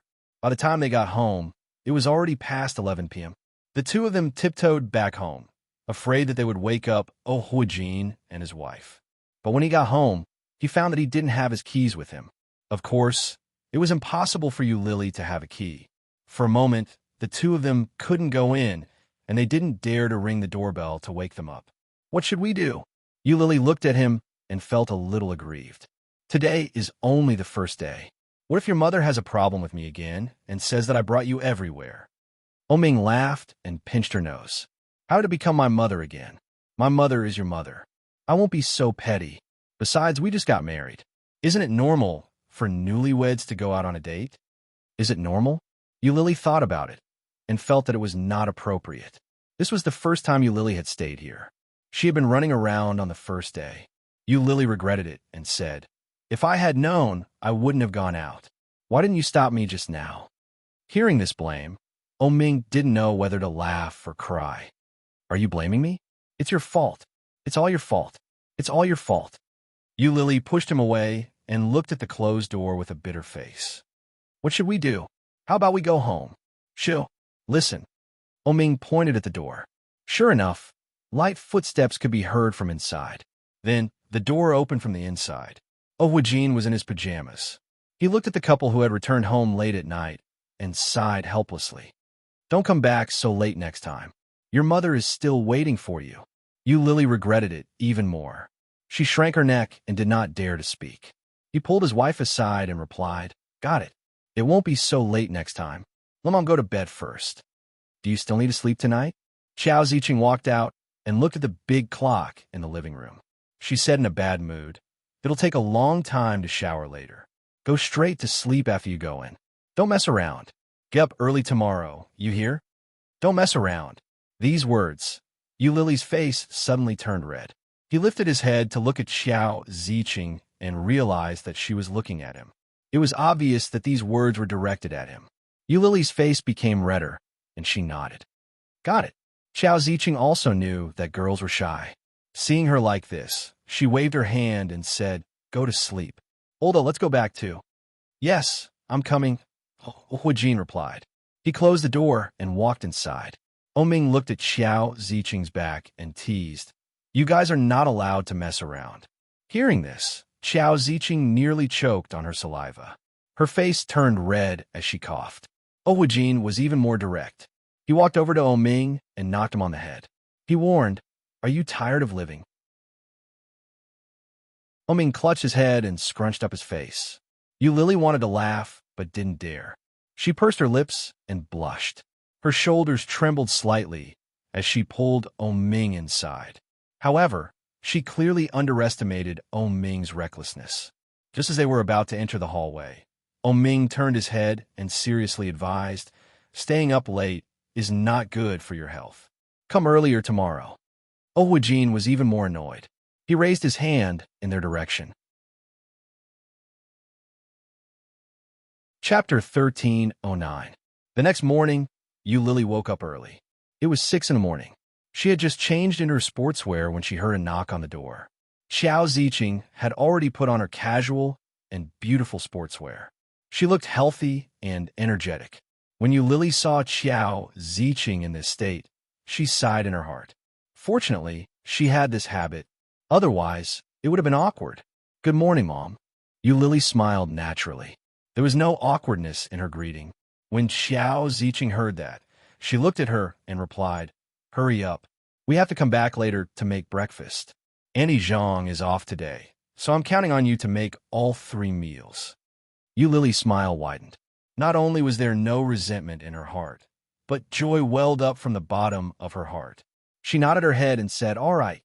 Seeing that she was willing to work without complaint and happy made Xiao Ziqing feel much better. But she didn't show it on her face. She turned and ran, saying, "Let's go." "Okay." Lily followed closely behind. Her pace was neither fast nor slow. She kept up with Xiao Ziqing. The villa was located in the suburbs of Kingstown. Most of the people who lived there were the parents of older, wealthier people. Along the way, Xiao Ziqing met many familiar faces and greeted them. Many people's eyes fell on Lily. Anyone who saw her would ask, "Who is that?" Xiao Ziqing would always smile and say, "My Xiao's wife." She didn't say that she was her daughter-in-law, but the neighbors who came and went already knew who Lily was. After running for half an hour, Lily washed her hands and started to make breakfast when she came back. Fortunately, Lily had learned to be self-reliant from a young age. She had a knack for cooking. In about half an hour, breakfast for 4 was ready. When she returned to the room, Oming wasn't in bed. The blankets on the bed were in a mess. It looked like he had just woken up. Lily went forward to touch him. The blankets were still warm. She folded the blankets. Just as she put them down, she heard a slight movement behind her. She could tell that the person behind her had deliberately lightened her footsteps. Lily's lips curled up. She suddenly turned around and shouted, "Hey!" Oming originally wanted to scare her, but when she suddenly turned around, he was frightened by her. Lily saw that Oming was obviously frightened and laughed out loud. She pointed at him and laughed mercilessly. "Are you trying to scare me?" Oming gritted his teeth and pushed her onto the bed. He reached out and touched her waist fiercely. With a fierce look, he said, "You dare to laugh at me?" Lily was ticklish, so she felt uncomfortable being scratched by him. She laughed out loud, but at the same time, she couldn't take it anymore. She grabbed his hand and begged, No, who are you talking to?" "With you, stop scratching me. I can't take it anymore. Who am I?" "What should you call me? If you're right, then I won't catch you." Oming's tone contained a hint of a smile, but at the same time, there was a strong sense of threat. Lily understood as soon as she heard that. She curled up and clutched her stomach. She grabbed his hand and begged, Honey, don't." Chapter 1310. They fought a bloody battle. These words. Lily pried his hand away and whispered behind his back, "Be careful not to get sick." Oming had a look of surprise on his face. He turned his head to look at Lily and asked in astonishment, "So, you can still get sick like this? I've never heard of it." Lily pushed him. Now that you've heard, let's go. Ming nodded. He frowned and said seriously, I heard about it, but I don't believe it. Come on, let's try it. As he spoke, he pushed Lily inside. Lily glared at him and pushed him away forcefully. Get lost. Mom and Dad are going to look for you later. Ming looked regretful. Then let's try again tonight. Try your head. Ha ha ha. By the time Lily and Ming came out, Xiao Ziqing was already halfway through her meal. Jin was reading the newspaper. In his spare time, he raised his head and looked at them. In a low voice, he said, Time for breakfast. Lily's breakfast is pretty good. Of course, I've been eating her cooking all the time. Ming pulled Lily over to sit down without any hesitation. Wiping his hands with a wet towel, Ming took a bite of his breakfast and ate it with relish. Lily felt a little embarrassed and said, Thank you, Dad. Jin put down a newspaper and looked at Lily. When are you planning to hold the wedding? Seriously, why didn't you tell your family about such a big thing like getting married? How can this girl only have one marriage certificate? Jin's words made Lily feel guilty. Xiao Ziqing raised her head and snorted. Why do you care so much about them? They can do whatever they want. Soon. I'm already preparing, Ming replied as he ate. Lily heard his words and looked at him in surprise. Ming was already preparing for his wedding? When did that happen? Why didn't she know anything about it? Ming acted as if he hadn't noticed Lily's gaze and continued. As for the guest list, we'll need you and me to help us check it out. When the time comes, we'll need you and me to decide who to invite. You know more than we do, don't you, Mom? Xiao Ziqing enjoyed his flattery very much. Xiao Ziqing glanced at her son and harumphed. Now you remember your parents. When you went to Fujin to please your wife, you didn't even think about us. Lily was even more embarrassed. As the person involved, it was a little embarrassing to be called out like that. With a look of disapproval, he said, Mom, what you said is wrong. What are we? We're family. We've known each other for more than 30 years. Who are we? But if you don't get your wife back, how are you going to have grandchildren in the future? Without grandchildren, what will you do in the future? I'm doing this for the sake of your old age. Lily almost slapped him. Did you want a child, just to fool your parents? Jin was speechless. Xiao Ziqing glared at him and said, What a glib tongue. Ming reached under the table and gently placed his hand on Lily's. He said proudly, If you don't have a glib tongue, how can you coax your wife? As he spoke, he raised his eyebrows and looked at Lily with a bright smile. Chapter 13:11. Ming put his hand on hers again, but it was quickly pushed away by Lily. He put his hand on hers again, and it was pushed away again and again. The two of them had fun. Xiao Ziqing was a little bored. She shook her head and said, You two are so dramatic. Lily couldn't help but laugh. She turned her head and found that Ming was also smiling. That was great. Everything was as happy as she had imagined. That was great. A month was enough to change a lot of things. It was said that it took 100 days to recover from an injury. Yu finally got discharged on the 30th day of lying in the hospital. During those 30 days, Shun Luo didn't come, but Shun Julia came very frequently. After Yu's mother got divorced, she married a rich businessman in the capital. Yu had grown up in the capital. After making money, she bought a house in the suburbs of the capital. She said she was going home to recuperate, which meant she was going back to the capital. Yi Qianqian had to go to work, so she had already returned to Kingstown. On that day, Shun Julia sent Yu back to the capital. When he saw the car of the Shun family's driver, he naturally pulled Yu's luggage toward the car. When Yu saw that, she immediately took the luggage from his hand. Shun Julia turned his head in surprise and asked, What's wrong, sister-in-law? Sister-in-law, being in the capital, stepping on the land under her feet, Yu felt it was very ironic when she heard that title. You can go back by yourself. I can go back by myself. Yu's smile was light, but it was obvious that she was estranged. Yu had been like that for a long time. Shun Julia was more or less used to it, but at this moment, when he heard Yu's words, he still felt a little distressed.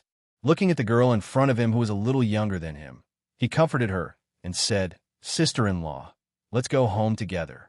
After all, You and my sister-in-law, and the Shun family is your home. Yu heard that and shook her head. Thank you, uncle. It's been hard on you these days, but I still need some time to prepare. Prepare?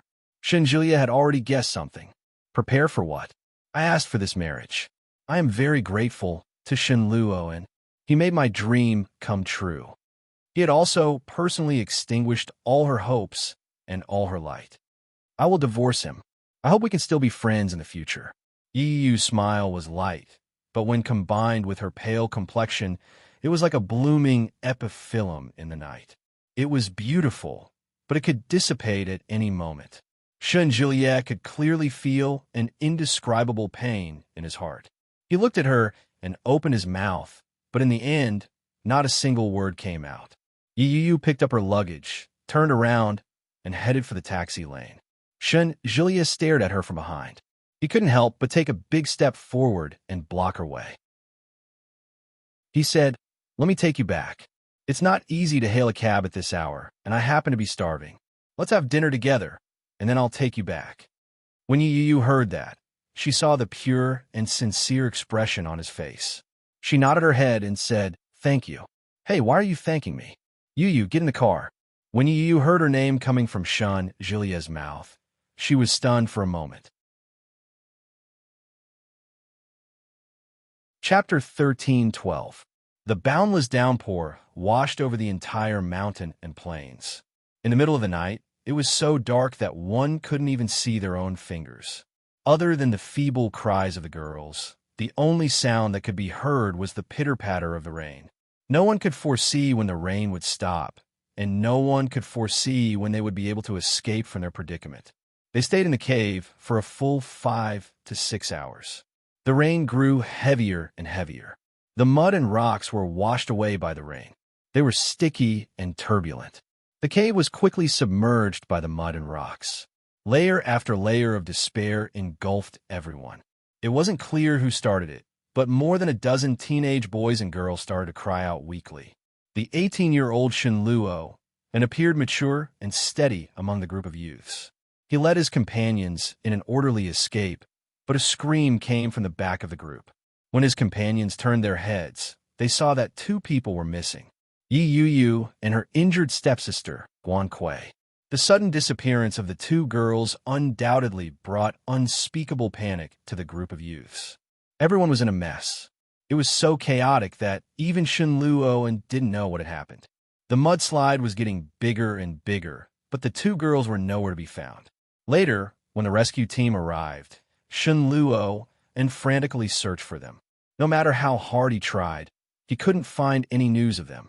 Just as Luo was about to give up, he suddenly heard a weak voice. Luo, the voice was hoarse, and it wasn't as gentle and moving as it used to be. Luo turned his head and was met with a pair of bloodshot eyes. That pair of eyes pierced through his eyes and shook his soul. Luo instinctively took a step back.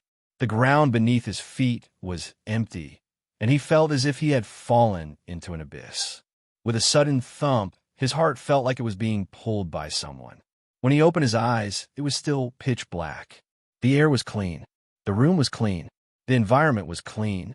Luo was stunned for a long time before he let out a long sigh. He reached up and touched his forehead. Cold sweat was dripping. He got up and dragged his slippers into the kitchen. He poured himself a cup of warm water and drank it in one gulp. "Brother." Luo was caught off guard by the sudden male voice. His heart skipped a beat. She turned her head and saw Julia sitting on the sofa with a cell phone in his hand and several beer cans in front of him. Luo breathed a sigh of relief. He walked over to him and sat down beside him. "What did you get here?" Luo asked tiredly as he put down the cup. The lights in the living room were off, and the surroundings were pitch black. It was normal for Luo to not notice Julia sitting there quietly.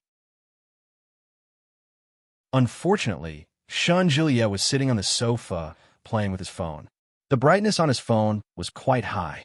With one look, she could tell that Luo was not in his right mind. Julia opened a bottle of beer and handed it over. "Did you have another nightmare?" Luo took it but didn't drink it. He let out a long sigh and leaned against the sofa as he stared at the dark ceiling. Gilia, do you think there are ghosts in this world? Gilia pouted and shook his head. I've never believed in such things. Do you believe in God? I don't believe you. Then do you believe in retribution? I don't believe you, Gilia said. Chapter 13:13. Shenluo and looked away and slowly fell on the beer can in front of him. He slowly said, but some people deserve retribution. Gilia heard that and frowned. He picked up the beer can in front of him and took a sip. He changed the topic.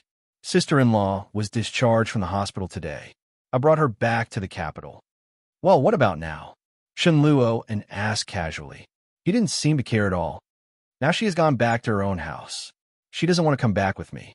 He looked at Shenluo and said disapprovingly, during this period of time, only my parents and I visited her. As her husband, you didn't even give her a call.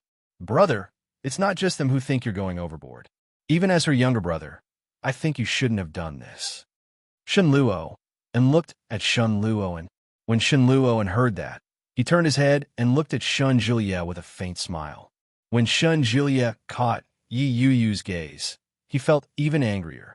He said, Brother, I don't know what's going on between you and sister-in-law, but I think that if there's any misunderstanding between you, it's better to clear things up. Yuyu really likes you. Otherwise, she wouldn't want to marry you so much. She has always wanted to marry me. Shenluo and casually shook the beer bottle. Didn't I fulfill her wish? Gilia was speechless. He looked at him angrily and shook his head. Look at you now. Do you have any sense of responsibility as a husband? No, you're simply wasting her youth.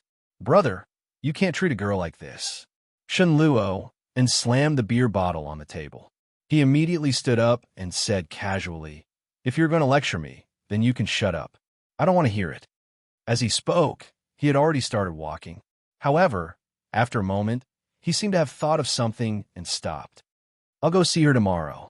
As for the responsibilities of a husband, perhaps you can come with me and teach me how to fulfill my responsibilities.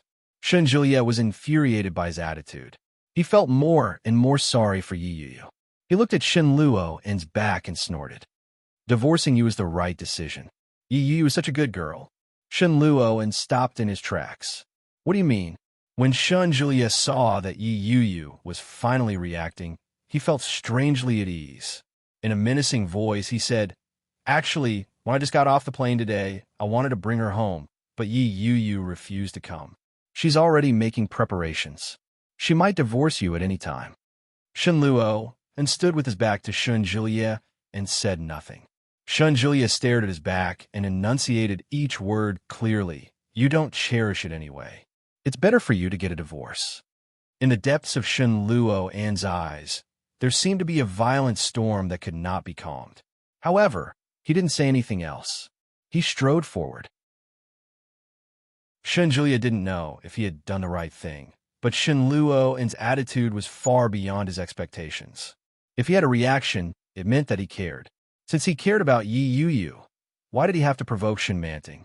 Gilia was getting more and more confused. The elder brother he had once respected the most had changed. Yuyu didn't tell anyone about her return to the capital. Their old friends had also slowly drifted apart because they hadn't been in contact for too long. Chapter 13:14. Fortunately, Yuyu didn't have the habit of sleeping naked at home or sleeping in only her underwear. She was dressed in loose, casual home clothes, which were still presentable enough to meet people. Yuyu looked in the mirror. When she saw that she wasn't too pale, she walked over and opened the door. When she opened the door and saw the face that she hadn't seen in a long time, Yuyu froze. The man in front of her was young and calm. His figure was tall and straight like a pine tree, and he was handsome and awe-inspiring.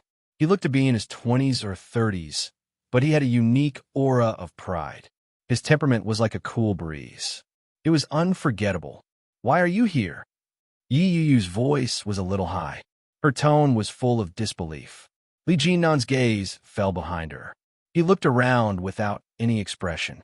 He raised his eyebrows slightly and asked, Aren't you going to invite me in? Yuyu looked at him in disbelief. She looked at the clock behind her. It was past 9 in the morning. Isn't this a little too early? Before Yu could reply, Li Jinan had already walked in through the gap beside her. His demeanor showed that he didn't feel that there was anything wrong with his behavior. Yu had just finished her breakfast. She had made a sandwich with milk. She had drunk half of the milk, and there was still some left in the sandwich. The house was very clean, and the decor was very nice. The overall feeling gave off a youthful vibe. However, it also seemed that he hadn't bothered with her for a long time. Or perhaps the owner's style was slowly changing. It gave off a casual and carefree feeling. The environment is not bad. Li Jinan looked around and nodded his head. He looked as if he had come down from the countryside to do some research. Yu quickly walked in and stood in front of Li Jinan. She asked, "GM Li, why are you here? Also, how did you know about this place?" Li Jinan received these questions in a row and turned his head to look at her. His dark eyes were as calm as the moon. They were gentle, but filled with coldness.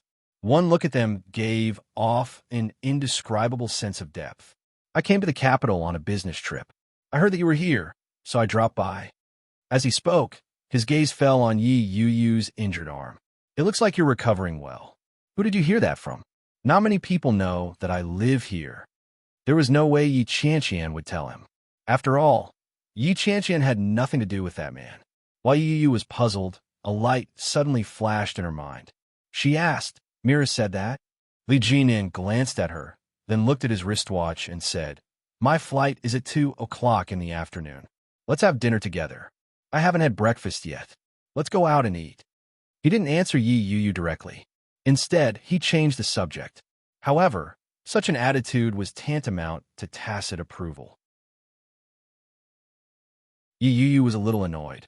She looked at Li Jinan, and the weird feeling in her heart intensified. After considering her words, she said, "GM Li, why are you so nice to me?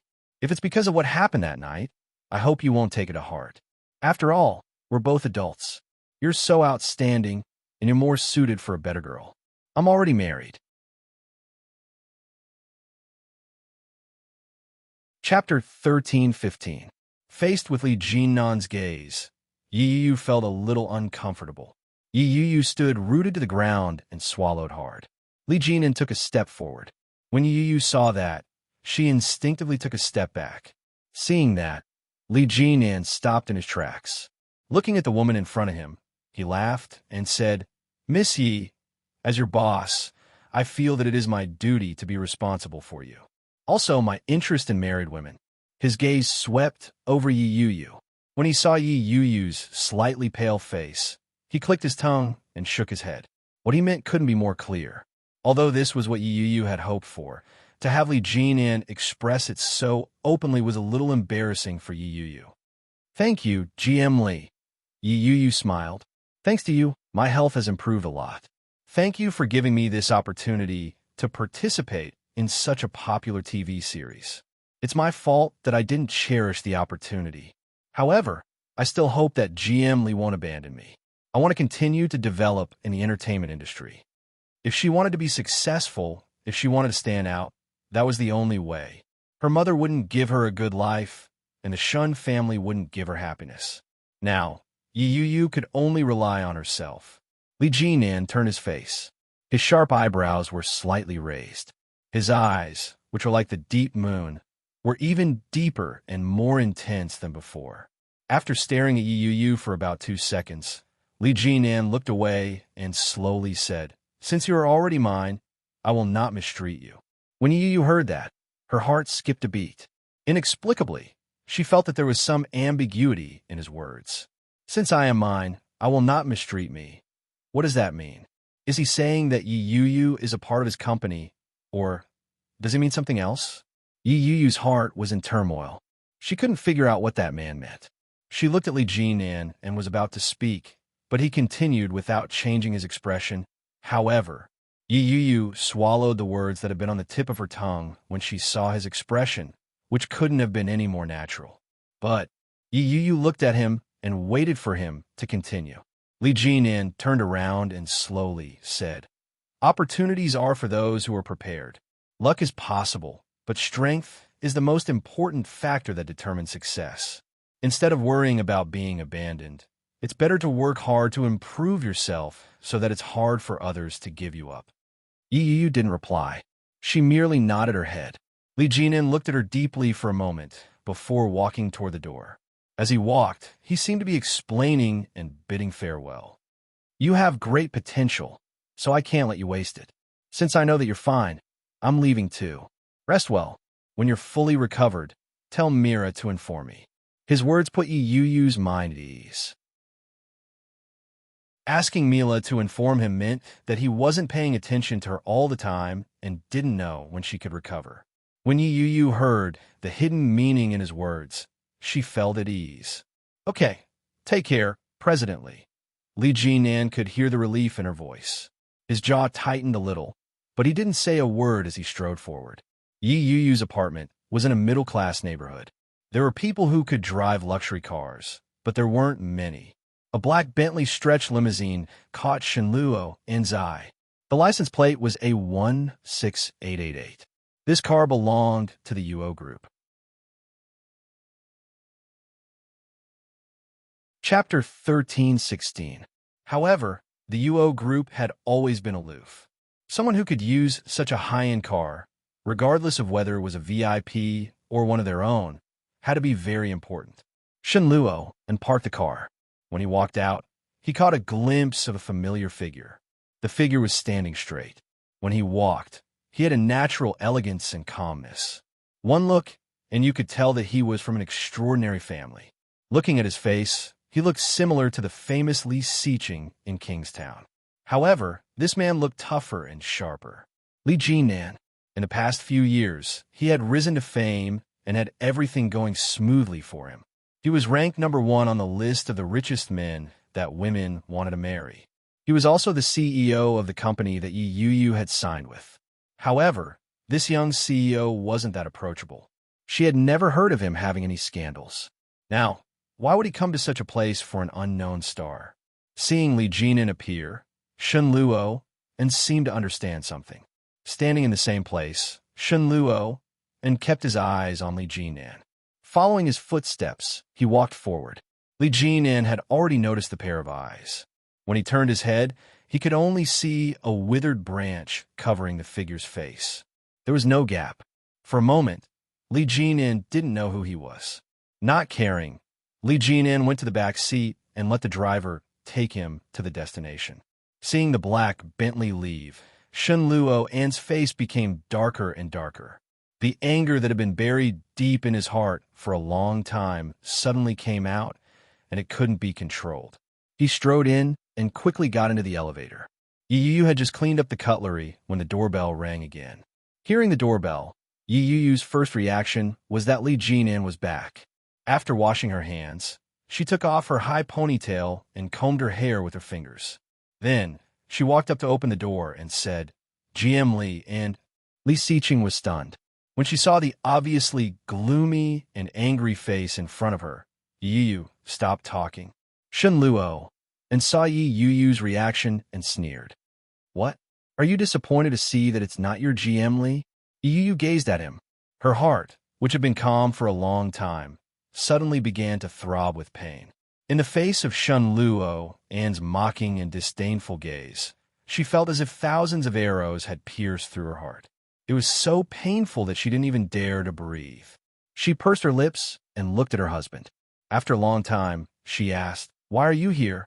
Shenluo's face was gloomy, and he had no intention of answering. He pushed the door open and walked in without saying anything. Yu froze at the door. She opened her mouth to stop him, but she quickly remembered something else. After closing the door, she turned to look at him and asked, "What would you like to drink?" Shenluo didn't answer. He turned his head and looked at her coldly. He smiled coldly and said, "I didn't expect you to be so capable. Why? Is it because I won't touch you that anyone can have sex with you?" The words of mockery and disdain were like a sharp sickle, heavily and ruthlessly sawing at her heart. Chapter 13:17. It was as if her question was a joke. Shenluo chuckled and took a step forward without warning. His sudden approach caught Yi Yu off guard. She instinctively took a step back. Before Yi Yu could react, Shen Luo, Anne's hand reached forward. Yi Yu's hand was gripped so tightly that it hurt. Shen Luo, Anne's eyes were fierce. He clenched his teeth and sneered. He held her hand and leaned in. He enunciated each word clearly. You don't have to pretend in front of me. Your nature can fool everyone, but not me. Yi Yu's eyebrows knitted together in a frown. Anger swept over her as well. She looked up at the man she had loved for more than a decade, the husband she had hated for a long time. Yi Yu's breathing became more and more rapid. His hand that was being grabbed struggled for a moment, but then it was forcefully dragged away. He couldn't fight back at all. The pain in her hand made Yi Yu's eyes turn red, and tears welled up in them. In Shen Luo, Anne's eyes, it was no different from an act. He looked coldly at his so-called wife in front of him. His eyes were filled with disgust. Why? Are you wronged? Or do you think that I will forgive you like I did in the past if you put on such an expression? Yi Yu, aren't you too naive? Yi Yu clenched her teeth and didn't say a word. Her face turned paler and paler, and her breathing became heavier. Her eyes became moist, and she cried out in pain. It hurts, Shen Luo squinted his eyes and looked at her hand suspiciously. The skin that was exposed from the cuff of her sleeve was already red. It looked like the injury wasn't light. At the same time, Shen Luo remembered the reason Yi Yu had been hospitalized. Shocked, Shen Luo immediately let go of her hand. Yi Yu's hands had been tensed up the entire time. She wasn't the least bit prepared for the sudden release. The sudden release of his grip caused him to stumble backward. Her back hit the chair behind her. Yi Yu's eyes were red as she inhaled. She swallowed her saliva. She felt a lump in her throat. She pulled up the sleeves of her pajamas, revealing the bruised skin underneath. When Shen Luo saw her hand, his heart was filled with complicated emotions. His eyes were filled with regret, shock, and worry. He took a step forward and reached his hand out. He wanted to grab Yi Yu's arm to examine it, but she quickly dodged his hand. Yi Yu looked at her husband in front of her vigilantly and with a complicated expression. She said sadly, Shen Luo, let's get a divorce. Divorce. As early as last night, Shen Luo had already expected this. When he arrived, he was already mentally prepared. But hearing it with his own ears, Shen Luo was still a little shocked. This woman actually wanted to divorce him? Marrying him had been her dream all these years, hadn't it? Now, she actually told him in front of him that she wanted a divorce. Shen Luo couldn't describe what he was feeling at the bottom of his heart. Soreness, pain, numbness, anger, jealousy, hatred. Chapter 13:18. His words were harsh to the ears. Especially for a woman, being scolded as a used shoe was something that no one could accept. Shen Luo, don't think of everyone as filthy as you. He's my boss. He's different from an animal like you who wouldn't even let go of your own sister. Yi Yu endured the pain in her arm and yelled angrily. The expression on Shen Luo's face darkened. If I'm an animal, then what are you? The one who chases after animals? You're the one who sought death to marry an animal. You're despicable beyond redemption. Despicable. Yi Yu had never been eloquent. When she was scolded in such a manner, the anger in her heart surged. She could only retort angrily and roar. You're the despicable one. That retort triggered Shen Luo's deep-rooted bad habits. With a cold laugh, he closed in on her and enunciated each word clearly. If you weren't despicable, why would you cry and beg to marry me? If you weren't despicable, why would you shamelessly stay in a household where everyone despised you for so long? Do you know how much Uncle Guan regretted it after your mother married him? Especially after what happened to Guan Kui. Did you think that when Uncle Guan said he didn't blame you, he really didn't? Guan Kui, the name that had been sealed away for a long time, was suddenly mentioned without warning. The scar that had been buried deep in Yi Yu's heart for a long time was suddenly torn open. Yi Yu's expression changed in an instant. Shen Luo found Yi Yu's expression to be extremely piercing. The coldness on his face gradually faded, and his lips curled into a slightly cruel smile. After so many years, even if it was just a little, have you ever felt the slightest bit of regret? His words sounded like a question, but at the same time, like he was talking to himself. Just as Yi Yu was about to answer, Shen Luo interrupted her and said, "You haven't, Brother Luo." And the pain in Yi Yu's arm intensified, but the bitterness in her heart didn't lessen. "You know this has nothing to do with me. You know it. I know. I've always known that you're jealous of her. You're jealous of her family background, her personality, and her popularity." As he spoke, his eyes stared straight at Yi Yu. His smile grew crueler, wider, and colder. There was no warmth in it. "Sometimes, I really wish that she wasn't so outstanding. Even if she was just a little bit worse than you, she wouldn't have been harmed by you like that." "It wasn't me. Shen Luoan, are you crazy? You know it wasn't me." Yi Yu's face was turning paler and paler. Large beads of sweat were forming on her forehead.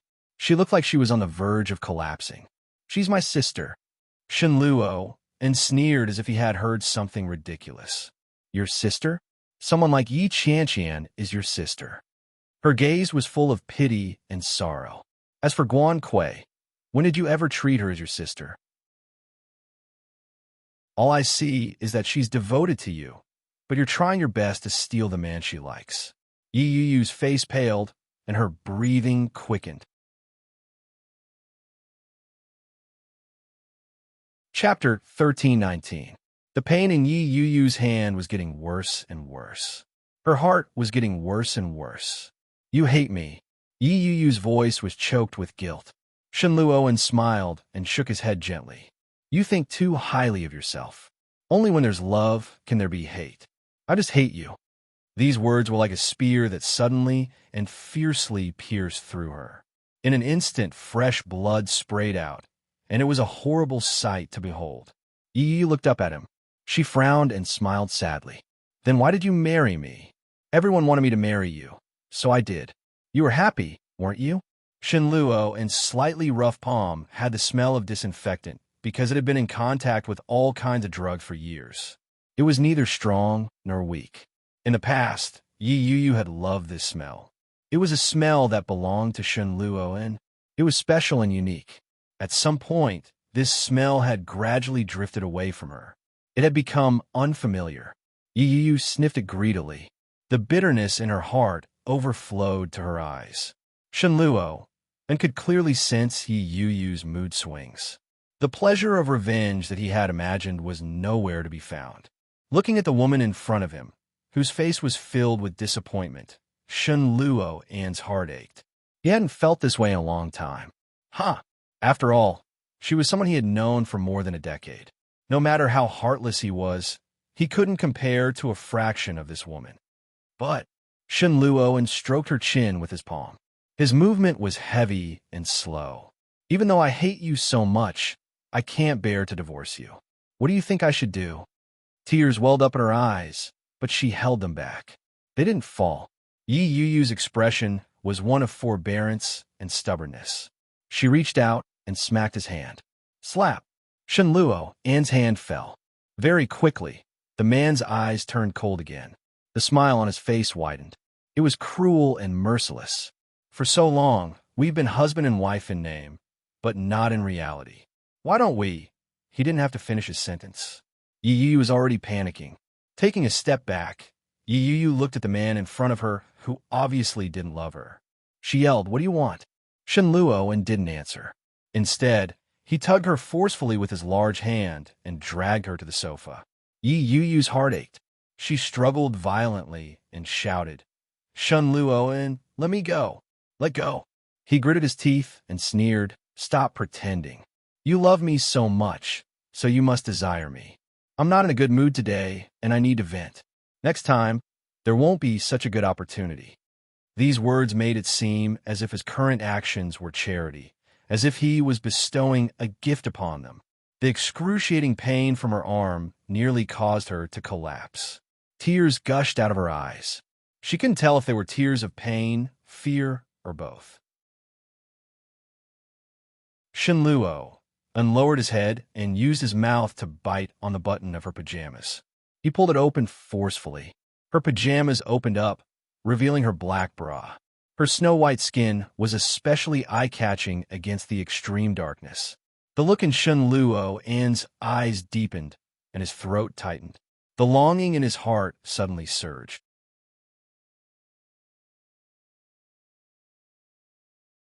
Chapter 13:20. He used his chin to open her collar, and his lips landed on her delicate skin. Her skin was young and supple.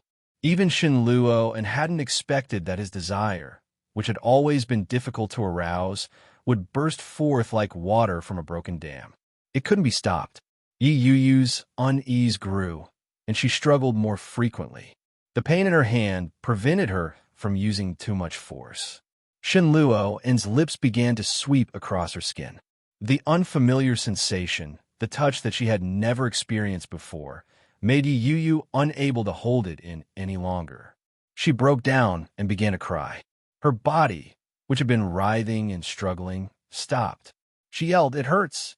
"My hand!" The sudden cry froze Shen Luo on the spot. He had already forgotten about her injury, but came back to him again. He immediately let go of her hand. Yi Yu hugged her hand and cried unabashedly. Her palm-sized face turned red, and tears streamed down her cheeks. The sound of her breaking down was touching. Her hand, which had already been red a moment ago, was now bruised and swollen. It looked particularly hideous. Shen Luo was shocked. He instinctively went forward to help her up and said, "How did this happen? Let's go. I'll take you to the hospital." Yi Yu wailed loudly. He didn't know if it was because of the grievance, the pain, or both. When Shen Luo carried her, Yi Yu held her injured arm and didn't struggle. One of the buttons on Yi Yu's pajamas had been pulled open, and a large area of her chest was revealed. Her snow-white skin and the moderate cleavage were delicate and exquisite. They were faintly discernible under the high-quality material. It was hard not to take a second look at such a scene. It was precisely because of those two looks that Shen Luo's originally hard-to-rouse response became even more rampant. He reached out and pulled her clothes up. In a hoarse voice, he said, "Put on your clothes." Yi Yu cried even more fiercely. She hugged her arm and clutched her collar as she sobbed. Shen Luo's brows were tightly knitted together. He quickly carried her to the elevator. When they reached the hospital, it was confirmed that the wound had relapsed. When Yi Yu came out of the hospital, Shen Luo was long gone. He had expected it.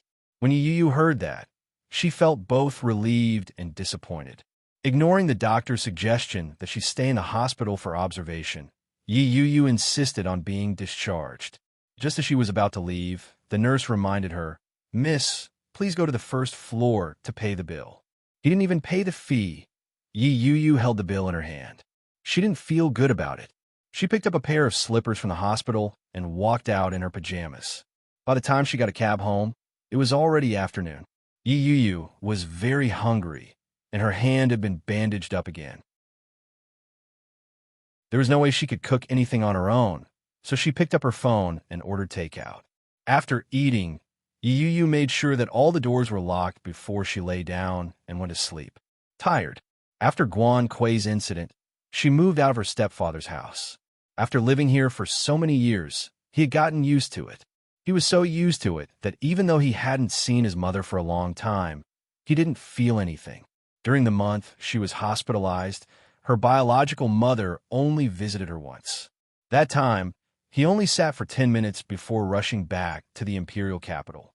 No matter how brave Yi Yu was, she would never have imagined that her mother, whom she rarely saw, would come looking for her at the small house she lived in.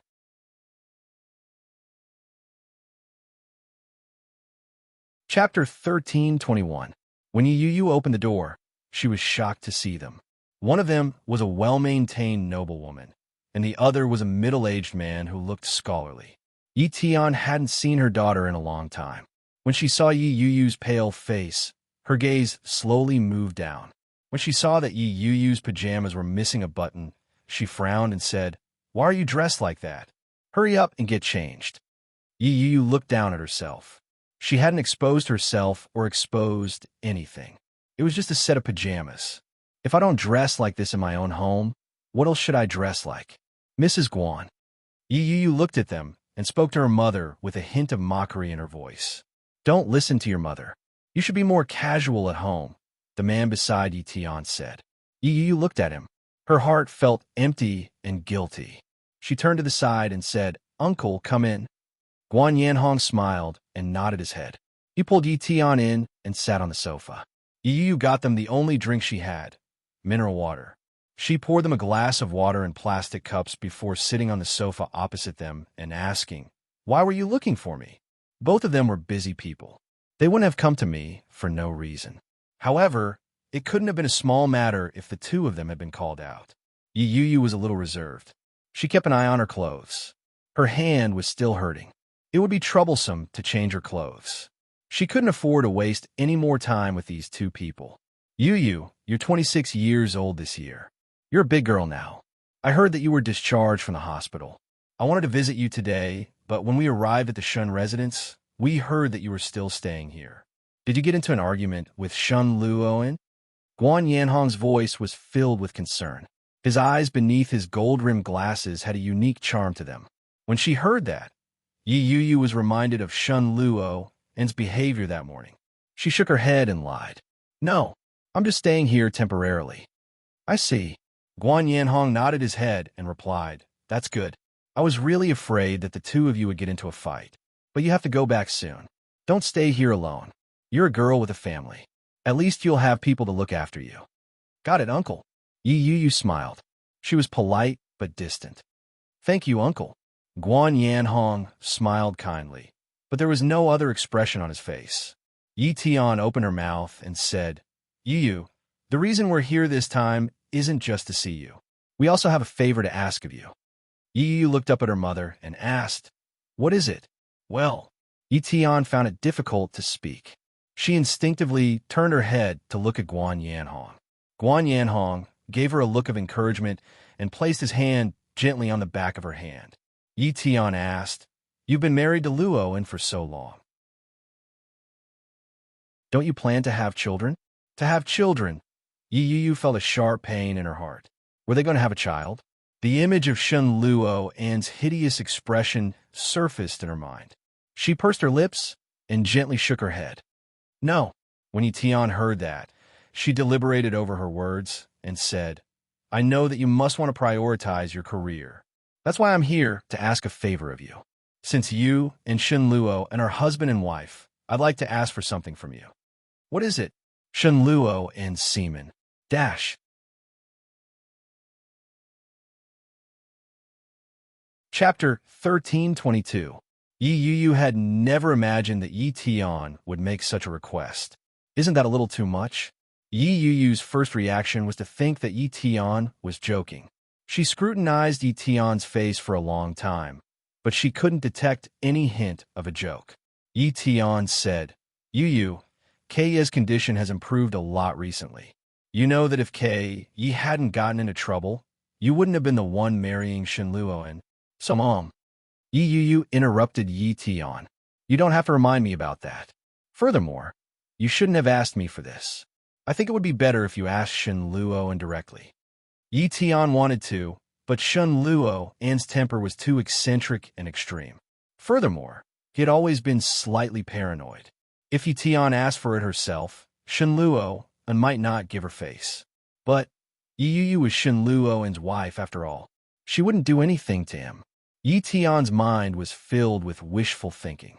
She looked at Yu and said, You know Shun Luoan's temper. Is this your idea, Uncle? Yu looked at Guan Yanhong and asked, How is sister's condition? I haven't visited her in a long time. Guan Yanhong's expression didn't change in the slightest. In the face of Yuyu's obviously meaningful words, he nodded his head and replied, You've been busy for the past year and haven't had the time to visit her. But Kei's condition has improved a lot recently. If you have the time, we can arrange a time to go together. Her condition is better because I haven't visited her, right? When Yu heard that, she understood Guan Yanhong's meaning. But she pretended not to understand. She smiled and nodded her head. Sure, Uncle. Call me when you have the time. But I can't give you the item that you want from Shenluo, and after all, no normal person would keep something like that, right? I'm afraid I won't be able to help you. I'm sorry.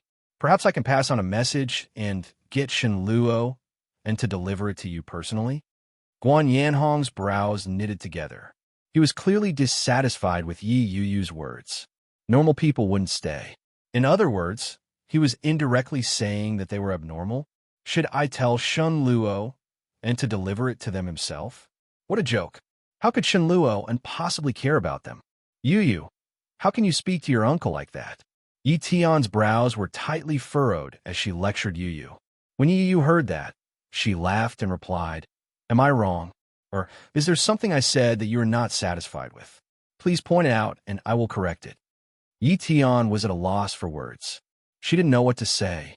Yuyu stood up, waved her hand, and said, My hand is injured. I just took the medicine, and I'm a little sleepy. If there's nothing else, I'll go to bed. Yi Yuyu closed her eyes in exhaustion. The effects of the drug are too strong. I can't even keep my eyes open. There's food and drinks in the fridge. Help yourselves. As he spoke, he really walked inside without turning back at all. Yi Tian hadn't expected Yi Yuyu to be so disrespectful. Chapter 1323. Guan Yanhong looked intently in the direction that Yi Yuyu had left. He stood up and said, Let's go. But Yi Tian was a little indignant. She hasn't agreed to it yet. Are we just going to leave like that? Guan Yanhong shook his head and replied, It's true that she doesn't have the ability. It's not like you don't know how Shenluo entreats her. We'll talk about this another time. Is that all right? Yeah, I have my ways. Yi Tian nodded her head when she heard that and walked out with Guan Yanhong. When she heard the door close, Yi Yuyu leaned against the wall of the corridor. Her eyes turned cold. She wants Shenluo An's semen. Could it be that she wants to impregnate Guan Kui? But Guan Kui can't even take care of herself now. How can she take care of a child? Or perhaps she simply wants Shenluo An's child. Unfortunately, the relationship between her and Shenluo An was merely an empty title. Even if they were a real couple, there wouldn't be a wife who would be so magnanimous as to allow another woman to take her husband's semen. Guan Kui. It was a name that she hadn't heard in a long time. In a short span of a day, she had heard it a few times. It had indeed been a long time since she had seen her. Yi Yuyu walked back to her room and took out her cell phone to call the person she could trust the most at the moment, Yi Qianqian. Yi Qianqian was at work. It hadn't been easy for her to return to her normal routine. Even if she was as busy as a dog, she couldn't be in a good mood. Just as she was excitedly discussing the plot with the cartoonist, her cell phone rang. It was Yi Yuyu. She couldn't afford to be distracted in the office, but it was rare for Yi Yuyu to call her. Yi Qianqian didn't want to hang up. He pressed the mute button on his phone for the time being and then walked out. She called back. Yi Yuyu's call was quickly picked up. Hello, Yuyu. What's up? Yi Qianqian was very concerned about her younger sister. Her voice was low as she looked around and replied, I'm at work. Yi Yuyu could tell from her voice that she had snuck out to make the call. Her heart warmed as she said, Sister, I'd like to go to Kingstown to rely on you for a while. Is that okay? She hadn't expected Yi Yuyu to make such a decision. However, joy quickly filled her heart and she replied, That's great. I've long since persuaded you to come to Kingstown to stay with me. You see, you don't have anyone to take care of you in the capital. If you come over, I'll have company. I'm living alone now, and I'm dying of boredom. You live alone? Yi Yuyu was a little surprised. Don't you have a roommate? Isn't Lily living with you? Hey, let's not talk about it. We agreed to be single happily, but this guy got married secretly. He got his marriage certificate and is preparing for the wedding. Hey, when are you coming? I'll be there tonight. I'll call you when I get there, Yi Yuyu replied. Yi Qianqian was even more shocked and asked, Why is it so sudden? Did something happen? She had grown up in the capital and had a strong sense of belonging there. Even though she no longer lived with Yi Tian, she had no intention of leaving the capital. When she wasn't filming or working, Yi Yuyu lived in the capital. This was a first for her to come to Kingstown to stay with her. There had to be something going on.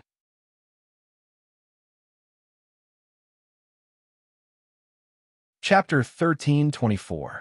Sure. Yi Qianqian agreed. Remember to give me a call when you arrive. Yeah. Yi Qianqian had just hung up when a voice came from the side. How dare you be so daring? You'll get your pay deducted. The voice was serious and pretended to be serious. That gave Yi Qianqian a fright. When she turned around, she saw a big smile on his face. There was no hint of warning or unhappiness in his expression. Short hair and delicate features. Who else could it be but Lily? Yi Qianqian breathed a sigh of relief. She ran up and pinched Lily's hand mercilessly. You scare me to death. Lily laughed and dodged to the side. If you don't do anything wrong, you won't be afraid of ghosts knocking on your door. What are you afraid of? But your sister is coming to Kingstown. Isn't her hand injured? Has it recovered? Yi Qianqian didn't know much. She only knew that Lily had been discharged from the hospital.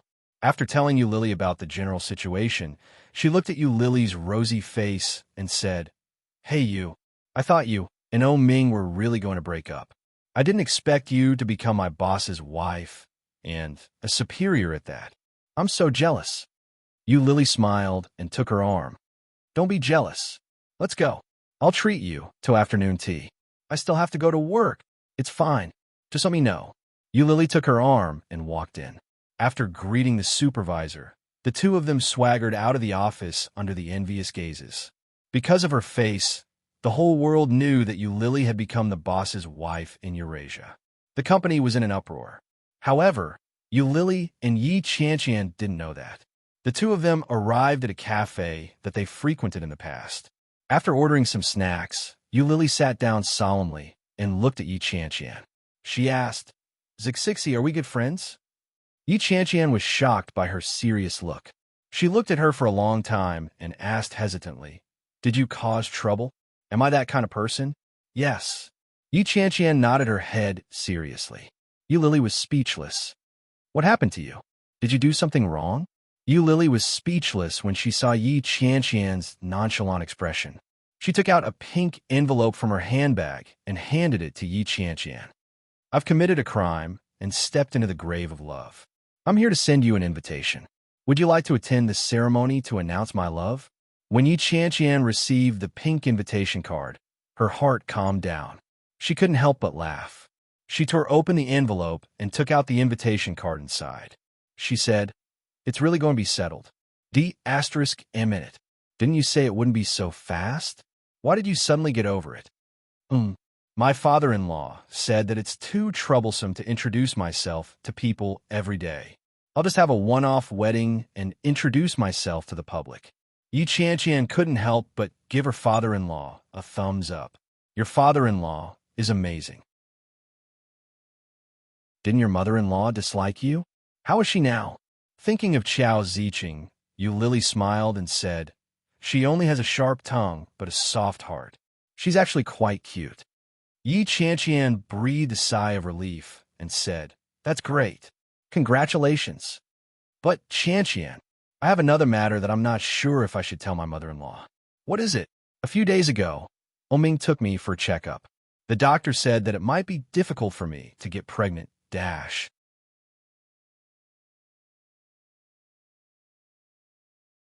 Chapter 1325. Yi Qianqian was stunned. What do you mean by it's very difficult to get pregnant? The doctor said that the wall of my uterus is a little thin, so the possibility of pregnancy is a little low. Lily was a little scared and looked at Yi Qianqian in front of her. What if I really can't give birth in the future? My mother-in-law will despise me. She will definitely say, Oh, you hen who can't lay eggs. Don't hog the manger in my house. Hurry up and divorce and find another man. You're not worthy of our own Ming. The more Lily thought about it, the more anxious she became. Her heart, which was already beating like a drum, began to beat even faster. If that's the case, what should I do?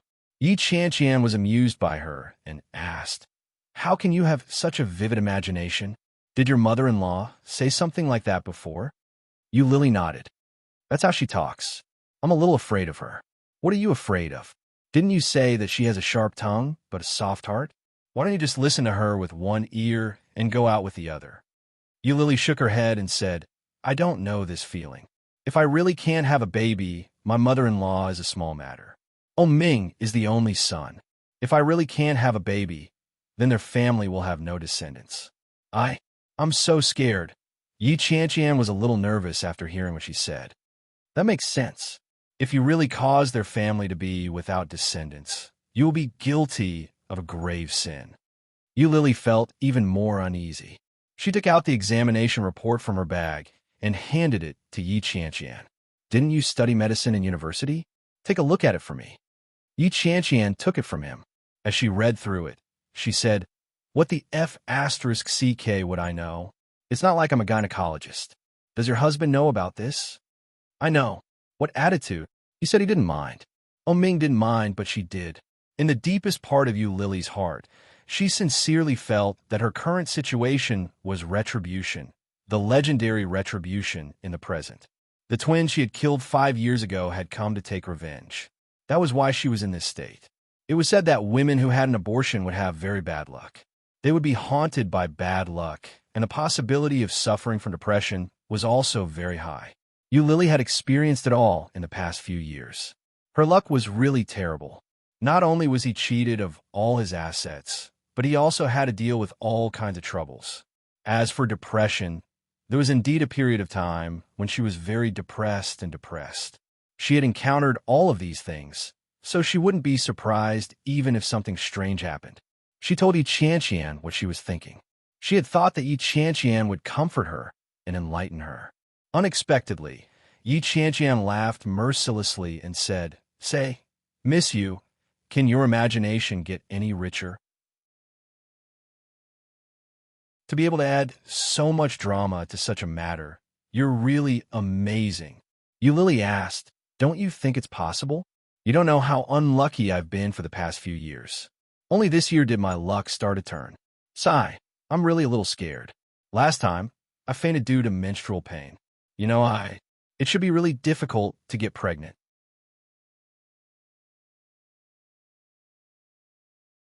Chapter 1326. Yu Lily pouted her lips and said, "Superstition, aren't you the same? You're here for revenge? If ghosts really existed in this world, Shun Luo in the be asterisk starred would have died a long time ago. Would have been your turn?" Yi Qianqian didn't bother to be polite and said, "Since you know that it's superstition, you should keep your feelings to yourself. Don't scare yourself." Yu Lily was speechless. The desserts were finally served. Yu Lily and Yi Qianqian chatted as they ate. There were no fixed topics for women to talk about. The topic kept changing, and the two of them chatted happily. They chatted all the way until it was dinner time before Ming called. She didn't know when Ming had changed Yu Lily's contact on her phone. It had been changed from Rech O to a simple but meaningful word, hubby. When she saw that word, Yu Lily's mood inexplicably improved. She answered the call and said, "Hello. Where are you? I'll come pick you up." Ming was driving. The weather had been getting hotter and better.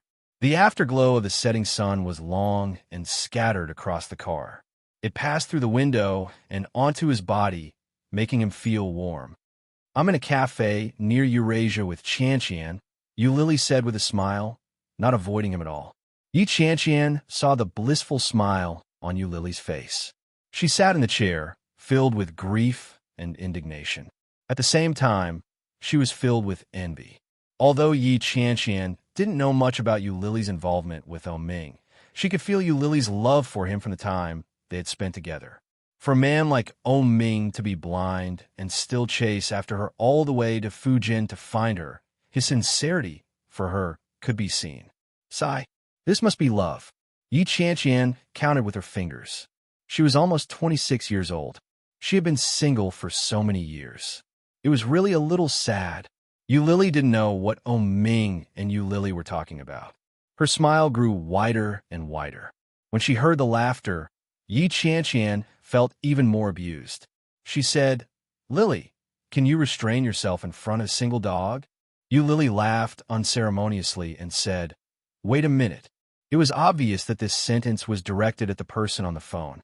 Yu Lily looked at Yi Qianqian and said, "Tonight, my man is going to take me to a gathering between his brothers. Do you want to come along?" Ming has a good brother named Luo Zhan.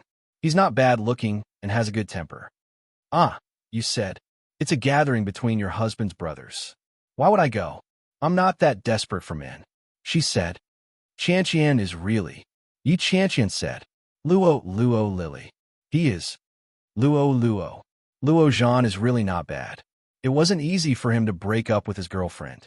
Of course, I have to make my move quickly. Yu Lily's tone was a little smug. She then egged Yi Chantian on and said, Really? Let's go together. It's a group of men, and I'm the only woman. It'll be very boring. Second brother and his wife are going too, Ming reminded her kindly. Yu Lily pretended not to hear him and said to Yi Chantian, Just treat it like you're accompanying me.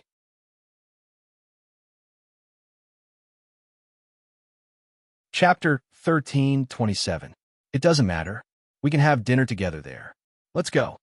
Yu Lily stood up and held Yi Chantian's hand. It's not a big party. Let's just be casual. Ming had heard everything. He said helplessly, I'm at Eurasia. I'm at the crossroads. Come out quickly. Well, my man is here. Let's go. Yu Lily pulled Yi Chantian up.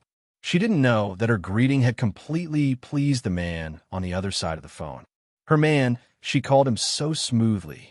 Ming smiled, and his beautiful almond-shaped eyes glanced at the rearview mirror above his head. At a glance, he saw his own happy expression. Yes, so handsome. Yu Lily paid the bill and walked out with Yi Chantian. She saw Ming's black car from afar. It was a Lamborghini with a flashy design. Yi Chantian only took one look and felt that Yu Lily was not someone she could match. Yu Lily regarded her as a friend. Yi Chantian could feel it, but the gap between them seemed a little too big. Yi Chantian thought to herself. She felt a little inferior and felt that something was wrong. Yu Lily enthusiastically pulled her into the car. Yi Chantian temporarily retreated and said, How about I don't go? I remember that I still have a lot of work to do, and I haven't finished a lot of sketches. Yu Lily heard that and waved her hand. It's okay. Anyway, you always procrastinate. I know you. Come on. If you can't fight, I'll help you. Let's go.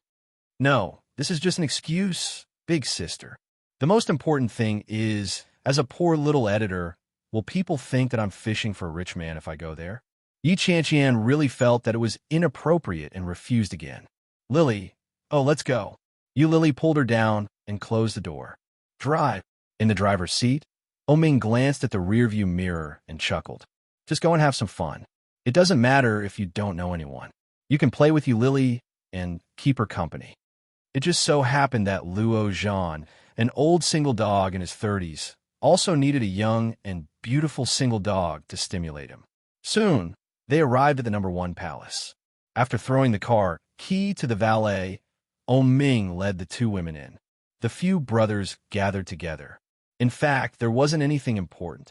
They just sat together, drank, chatted, and bullied each other. Li Xiqing and Su Qinci had arrived a long time ago, sitting on the sofa eating fruit.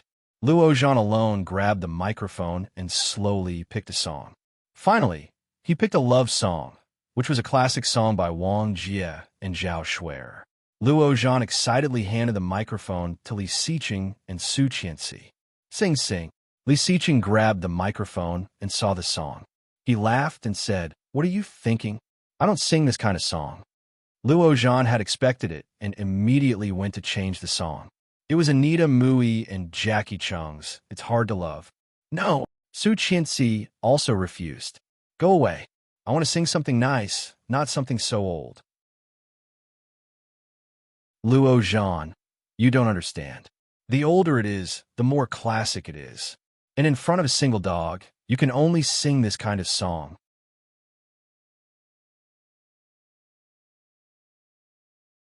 Chapter 13:28. Luo Zhan suddenly felt that he had received a critical hit. He looked at Su Qinci with grief and indignation and roared, Sister-in-law, do you know that you have been led astray by him? You weren't like this before. Su Qinci smiled and said, What was I like before? In the past, when they bullied me, you never participated. Luo Zhan's face was full of pain. Su Qinci suddenly realized and said seriously, I won't do it again. Whenever you want to be bullied, tell me, and I will come right away. Luo Zhan, What are you playing? Oming's voice drifted over. Behind him was Yu Lily and an unfamiliar girl. Luo Zhan immediately looked at Yi Qianqian and asked, "Who is this?" "This is my good friend. Her name is Yi Qianqian," Yu Lily introduced. She then whispered, 26 years old, single. Luo Zhan immediately understood. Yu Lily wanted to introduce a partner to him. It wasn't that Yi Qianqian hadn't been to such occasions before. Other than Yu Lily, the only other person she knew was Su Qianxi. Looking at Su Qianxi, Yi Qianqian was excited. Su Qianxi had left a deep impression on many people. This woman was simply magnificent. As if sensing Yi Qianqian's gaze, Su Qianxi turned her head to look at her. She smiled at her and asked, "Are you coming over to sing?" Yi Qianqian almost screamed. She hadn't expected her to be so approachable.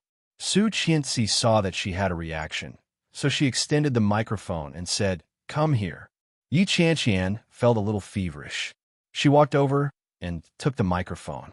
Halfway through the song, Yu Lily cleverly pressed the reprise button. Yu Lily knew that Yi Qianqian was a microphone hog. Luo Zhan was also a microphone hog, which was also recognized by everyone. Luo Zhan didn't care who he sang with at all. What he cared about was that no one sang with him. Now that there was someone, she didn't act pretentious. After the prelude was played, she opened her mouth and sang, "I'll give you a CD of the past." Luo Zhan's voice was very low, very magnetic, and very accurate. At first glance, it was impossible to tell whether it was an original singer or a self-sung one. People who could sing all had some sort of vocal fetish. Yi Qianqian was no exception. Hearing this voice, she immediately turned to look at Luo Zhan. Damn it, this man wasn't particularly handsome, but when he sang, his charm was unparalleled. Yi Qianqian felt her heart melt, but when it was her turn, she didn't hesitate and continued singing the female part. Yi Qianqian's voice was a little thin. It sounded hollow, but it gave everyone goosebumps. It was the first time that Luo Zhan was amazed by a stranger's voice, and he became excited all of a sudden. After the song was over, Luo Zhan said in surprise, "That's amazing. Have you ever learned music?" Yi Qianqian was a little embarrassed. "I was in the choir when I was in high school." "Great. Again."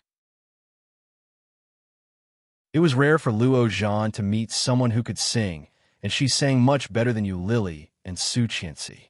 However, Luo Zhan did not have the guts to say this. She rolled her eyes and whispered in his ear, "Why don't we go for a picnic tomorrow?" Oming raised his eyebrows slightly. "What do you want?" "To relax. I'll bring Qianqian and Luo Zhan. Anyway, tomorrow is the weekend." As Yu Lily spoke, she had already leaned over and said, "Look at Luo Zhan. He's so old. How pitiful."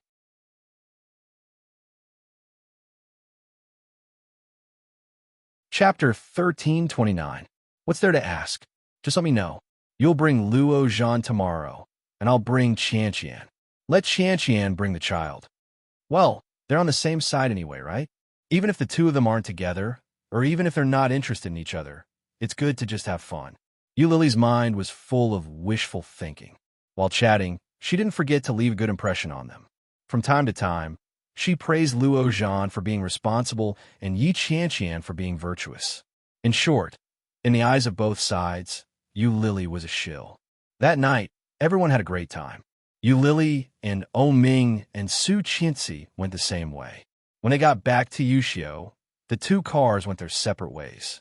When they got home, Yu Lily took a shower. Her mind was filled with plans for the picnic the next day. After the shower, Yu Lily rubbed her hair as she sat on the bed. After thinking for a long time, she said, "Oh Ming, do you think they'll think I'm a busybody? Their parents aren't worried about it, so I'm the only one doing it." However, Yu Lily was met with silence. Yu Lily turned her head, but Oh Ming was nowhere to be seen. "Oh Ming." As soon as Yu Lily said that, she felt a grip around her waist. Oh Ming's hands circled her waist as he replied, "Yes, but you're also thinking about their future happiness. It seems like Luo Zhan has a good impression of you as a friend." "Yeah, I think so too." After Oh Ming said that, Yu Lily felt that the situation was even more promising. Seeing the excitement in Yu Lily's eyes, Oh Ming was too embarrassed to tell her that Luo Zhan treated everyone the same way. Have you showered? Yulili turned her head and looked at him. Oming smiled and leaned over. Yes, I have. If you don't believe me, you can smell it. No, go away. Yulili pushed the towel forward and said with a look of disgust, I still have to dry my hair. Don't come so close. I'll help you. With that, Oming went to get the hairdryer and asked, What's the date today? The 13th. Yulili looked at the time and nodded. The 13th. What's the matter? Oh, Oming replied. Without saying anything else, he began to blow-dry Yulili's hair. Yulili found that he was a little absent-minded. When he was drying his hair, he only aimed at one spot. Yulili nudged him gently and asked, What's wrong? Oming came back to his senses and touched her hair.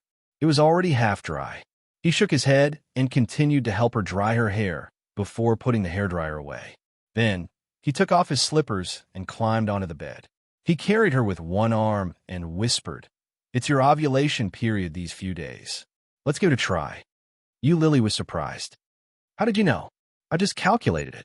Oming leaned forward and kissed her on the cheek. Remember to pay attention to your diet these few days. Asterisk, asterisk, asterisk, asterisk, asterisk, the raging flames burned silently. The room was filled with charm, tenderness, and uncontrollable tenderness. Dash.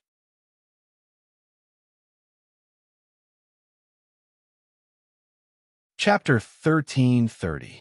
She had gone to play with Oming and Yulili last night, so she left the children at the old mansion. Today's activity was suitable for children. Su Qianxi got up at 6 o'clock and rushed to the old mansion to wake the children up. Hearing that they were going on a picnic, the children were excited. After all, it had been a while since they last went out to play. One by one, they began to dress themselves in beautiful clothes and excitedly got ready to go. Such a scene also woke up Li Jinan, who rarely went home to relax. When he got up, he saw that the children were well dressed and asked with a smile, What are you going to do? Uncle. Li Jianyue saw Li Jinan and ran toward him, holding out her arms. Hug. Li Jinan picked up his niece and asked, Where are Daddy and Mommy going to take you to play? To a picnic. And Auntie Lily, Uncle Oming, Uncle Luo Zhan, and many other uncles and aunties. Oh yes, Mommy. Li Jianyue looked at Su Qianxi and said, Will Uncle Lu go? I haven't seen Uncle Lu for a long time. I miss him so much. A child's words carried no harm. When the childish voice called Uncle Lu, Li Xiqing, who was sitting on the sofa, tilted his head slightly and looked over. When Su Qianxi heard that, she subconsciously looked at Li Xiqing. She knew that Li Xiqing didn't like to hear Lu Yihan's name. Therefore, when she was at home, she would rarely mention this person. Li Jianyue didn't notice the strangeness of the adults and said, Uncle Lu used to come to play with us often. Why hasn't he come recently? Mommy, let's go play with Uncle Lu, okay? When Su Qianxi heard that, she subconsciously looked at Li Xiqing and said to her daughter, Uncle Lu has been very busy recently. He has to do business to earn money to marry a wife. When Uncle Lu is free, Mommy will let him come see you again. Oh, the child's world was actually very simple. When she heard her mother say that, she nodded. Li Jianxian and Li Mosen didn't say anything. The two brothers looked at each other as if they had already seen through each other's eyes. Uncle, do you want to go with us? There are quite a lot of friends today. Luo Zhan and Oming are going. Why don't you go with them? Su Qianxi suggested. You haven't had a vacation in a long time, right? It was true that Li Jinan hadn't had a vacation in a long time, but he didn't like crowded places. Even though he knew all the people who were going, it was pointless for him to go and join in the fun. Li Xiqing looked at Li Jinan's expression and knew what he was thinking. He stood up and said firmly, Let's go together. At the same time, you can also help me look after my child. Li Jinan knew his brother very well. The two boys worshipped him very much. In this way, they only had the little princess by their side. Without the two burdens, the couple could do some things they liked to do. Li Jinan seemed to have seen through everything and said, All right then.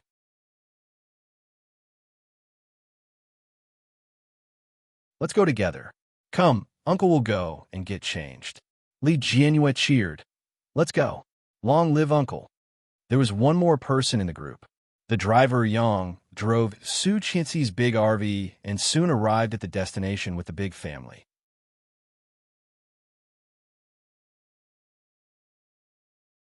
Chapter 1331. Seeing Su Qianxi coming from a distance, Lily looked a little excited and waved at them. Today, Lily was dressed very casually, wearing a bright red sportswear, which made her white and beautiful skin look more energetic. Oming was wearing the same men's version of sportswear. Obviously, it was a couple's outfit. Su Qianxi looked at their clothes and then looked at her own, suddenly feeling that there was too little affection between them. Couple's outfit, so beautiful. At this moment, Oming was carrying a large black backpack. He was tall and had long legs. Standing next to Lily, he looked down at her with a smile, his eyes gentle and affectionate. Su Qianxi saw them like this and felt a little emotional. How difficult it was for these two people. She had seen it all the way. Now, they were finally happy. The wedding would be held next month. At that time, the grand scene would definitely be an eye-opener for them. Lily did not notice that Oming was looking at her behind her. After waving at Su Qianxi, she turned and walked in the direction of Yi Qianqian. Behind Yi Qianqian, there was a girl who looked very young and beautiful. It seemed that she was about the same age as Yi Qianqian. At first glance, she looked very similar to Yi Qianqian. However, it was obvious that they were not the same person. The temperament was very different, and the girl looked a bit familiar. It should be a star? Su Qianxi had some impression of this girl, but Li Jinan, who ran an entertainment company, should know people in the entertainment industry. Without turning her head, Su Qianxi said to Li Jinan behind her, "Uncle, who is that girl? Do you know her?" However, she did not wait for Li Jinan's answer. Su Qianxi turned her head and found that Li Jinan had already disappeared. Li Jianrui and Li Mosen disappeared together, and Li Jianxian and Li Siqing, the father and son, came over here with 2 big bags. However, where was Li Jinan? Su Qianxi looked around and saw him from a distance. Li Jianrui and Li Mosen were talking, one tall and one short, very harmonious. Li Jinan and Luo Zhan did not know what they were talking about. They seemed to turn their heads inadvertently, and then their eyes were fixed. Su Qianxi saw it clearly and followed Li Jinan's gaze. The target of his gaze wasn't it the starlet she had wanted to ask about? The starlet also seemed to notice Li Jinan. Su Qianxi could clearly sense that she was a little uncomfortable. Luo Zhan followed Li Jinan's gaze and realized that he was looking in the same direction.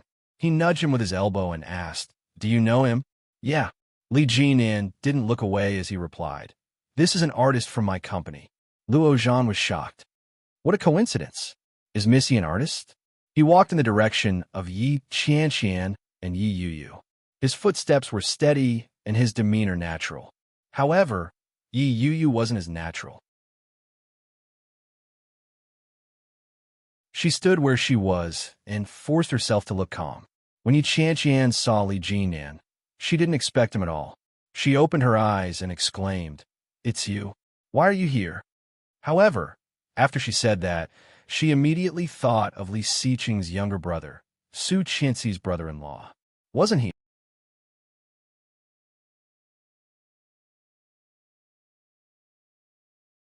Chapter 1332. It is quite a coincidence. I didn't expect you to be in Kingstown as well. As Li Jinan spoke, his gaze only briefly landed on Yi Yuyu. After that, his gaze didn't return to her again.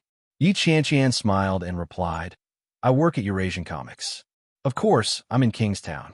However, you only wanted to come to Kingstown to relax. After staying in a hospital for so long, it's time to come out for a walk. Isn't that right, Yuyu?" When Yi Yuyu heard that, she forced a smile and nodded her head. Li Jinan finally turned his attention to her. He looked at her injured arm and asked, "Has it recovered?" "Gently. It's almost healed," Yi Yuyu replied with her head lowered. Yi Yuyu felt a little uncomfortable. Yi Qianqian knew that they had a close relationship, so she could tell a glance. Luo Zhan had always been insensitive. He looked at her and asked, "Miss Yi, is this your sister?" Yi Qianqian was happy to change the subject. She replied, "Yeah, her name is Yi Yuyu." She was the second female lead in The Lonely Swordsman. Later on, she was injured during the pressure exercise. What a pity. Luo Zhan felt a little sorry for her. What a pity. It was such a good opportunity. Let's not talk about this. Everyone, get ready. Let's go play. As he spoke, he rubbed his hands together eagerly. He put his arm around Li Jinnan's back and said, I haven't played with you in a long time. Come on, let's do it. Li Jinnan seemed to be in a good mood. He smiled and said, You couldn't beat me in the past. Do you think you can beat me now? These words were obviously a naked provocation. When Luo Zhan heard that, he was enraged. In a shrill voice, he said, Oh, you're quite proud of yourself. If I don't beat you up today, my surname isn't Luo. The two of them walked off with their arms around each other's shoulders. Yi Qianqian looked at Li Jinnan's retreating back and whispered to Yi Yuyu, From what I see, your boss treats you really well. Why don't you dump Shen Luo and go after third young Master Li? What are you talking about? Yi Yuyu bumped into her. Why would such a man like that be interested in a divorced woman? Don't overthink it. He's the boss. It's normal for him to care about his employees. He's not as dramatic as you think. Moreover, Shen Luo and didn't seem to agree to a divorce at all. More importantly, she wasn't good enough for him. A man like Li Jinnan was more suited for a better woman. Yi Yuyu regretted it. If she had known that Li Jinnan was there, she wouldn't have listened to Yi Qianqian's advice. Li Jinnan had never said anything to her, nor had he given her any hints. But his thoughtfulness and concern always made Yi Yuyu feel a little uncomfortable. After all, there was such a ridiculous night between them. This made it difficult for Yi Yuyu to treat this man normally. Although it was very likely that she was thinking too much. This man might be like this to everyone. Yi Yu's mind was filled with so many thoughts that she didn't notice her surroundings. Yu Lily had already brought a little girl to their side. She led the way and said, Ursu, this is Annie Qianqian. Li Jianyue widened her big eyes and looked at Yi Qianqian like black grapes. She obediently and sweetly greeted, Hello, Annie Qianqian. This is Aunt Yuyu. That you're tuning in to the Romance Rendezvous YouTube channel. We're so grateful for your support, and don't forget to subscribe to join us on this incredible journey through captivating stories. Your generosity through donations truly makes a world of difference, as it's the primary source of revenue that allows me to expand and enhance this channel for you. Thank you from the bottom of my heart for being a part of this adventure.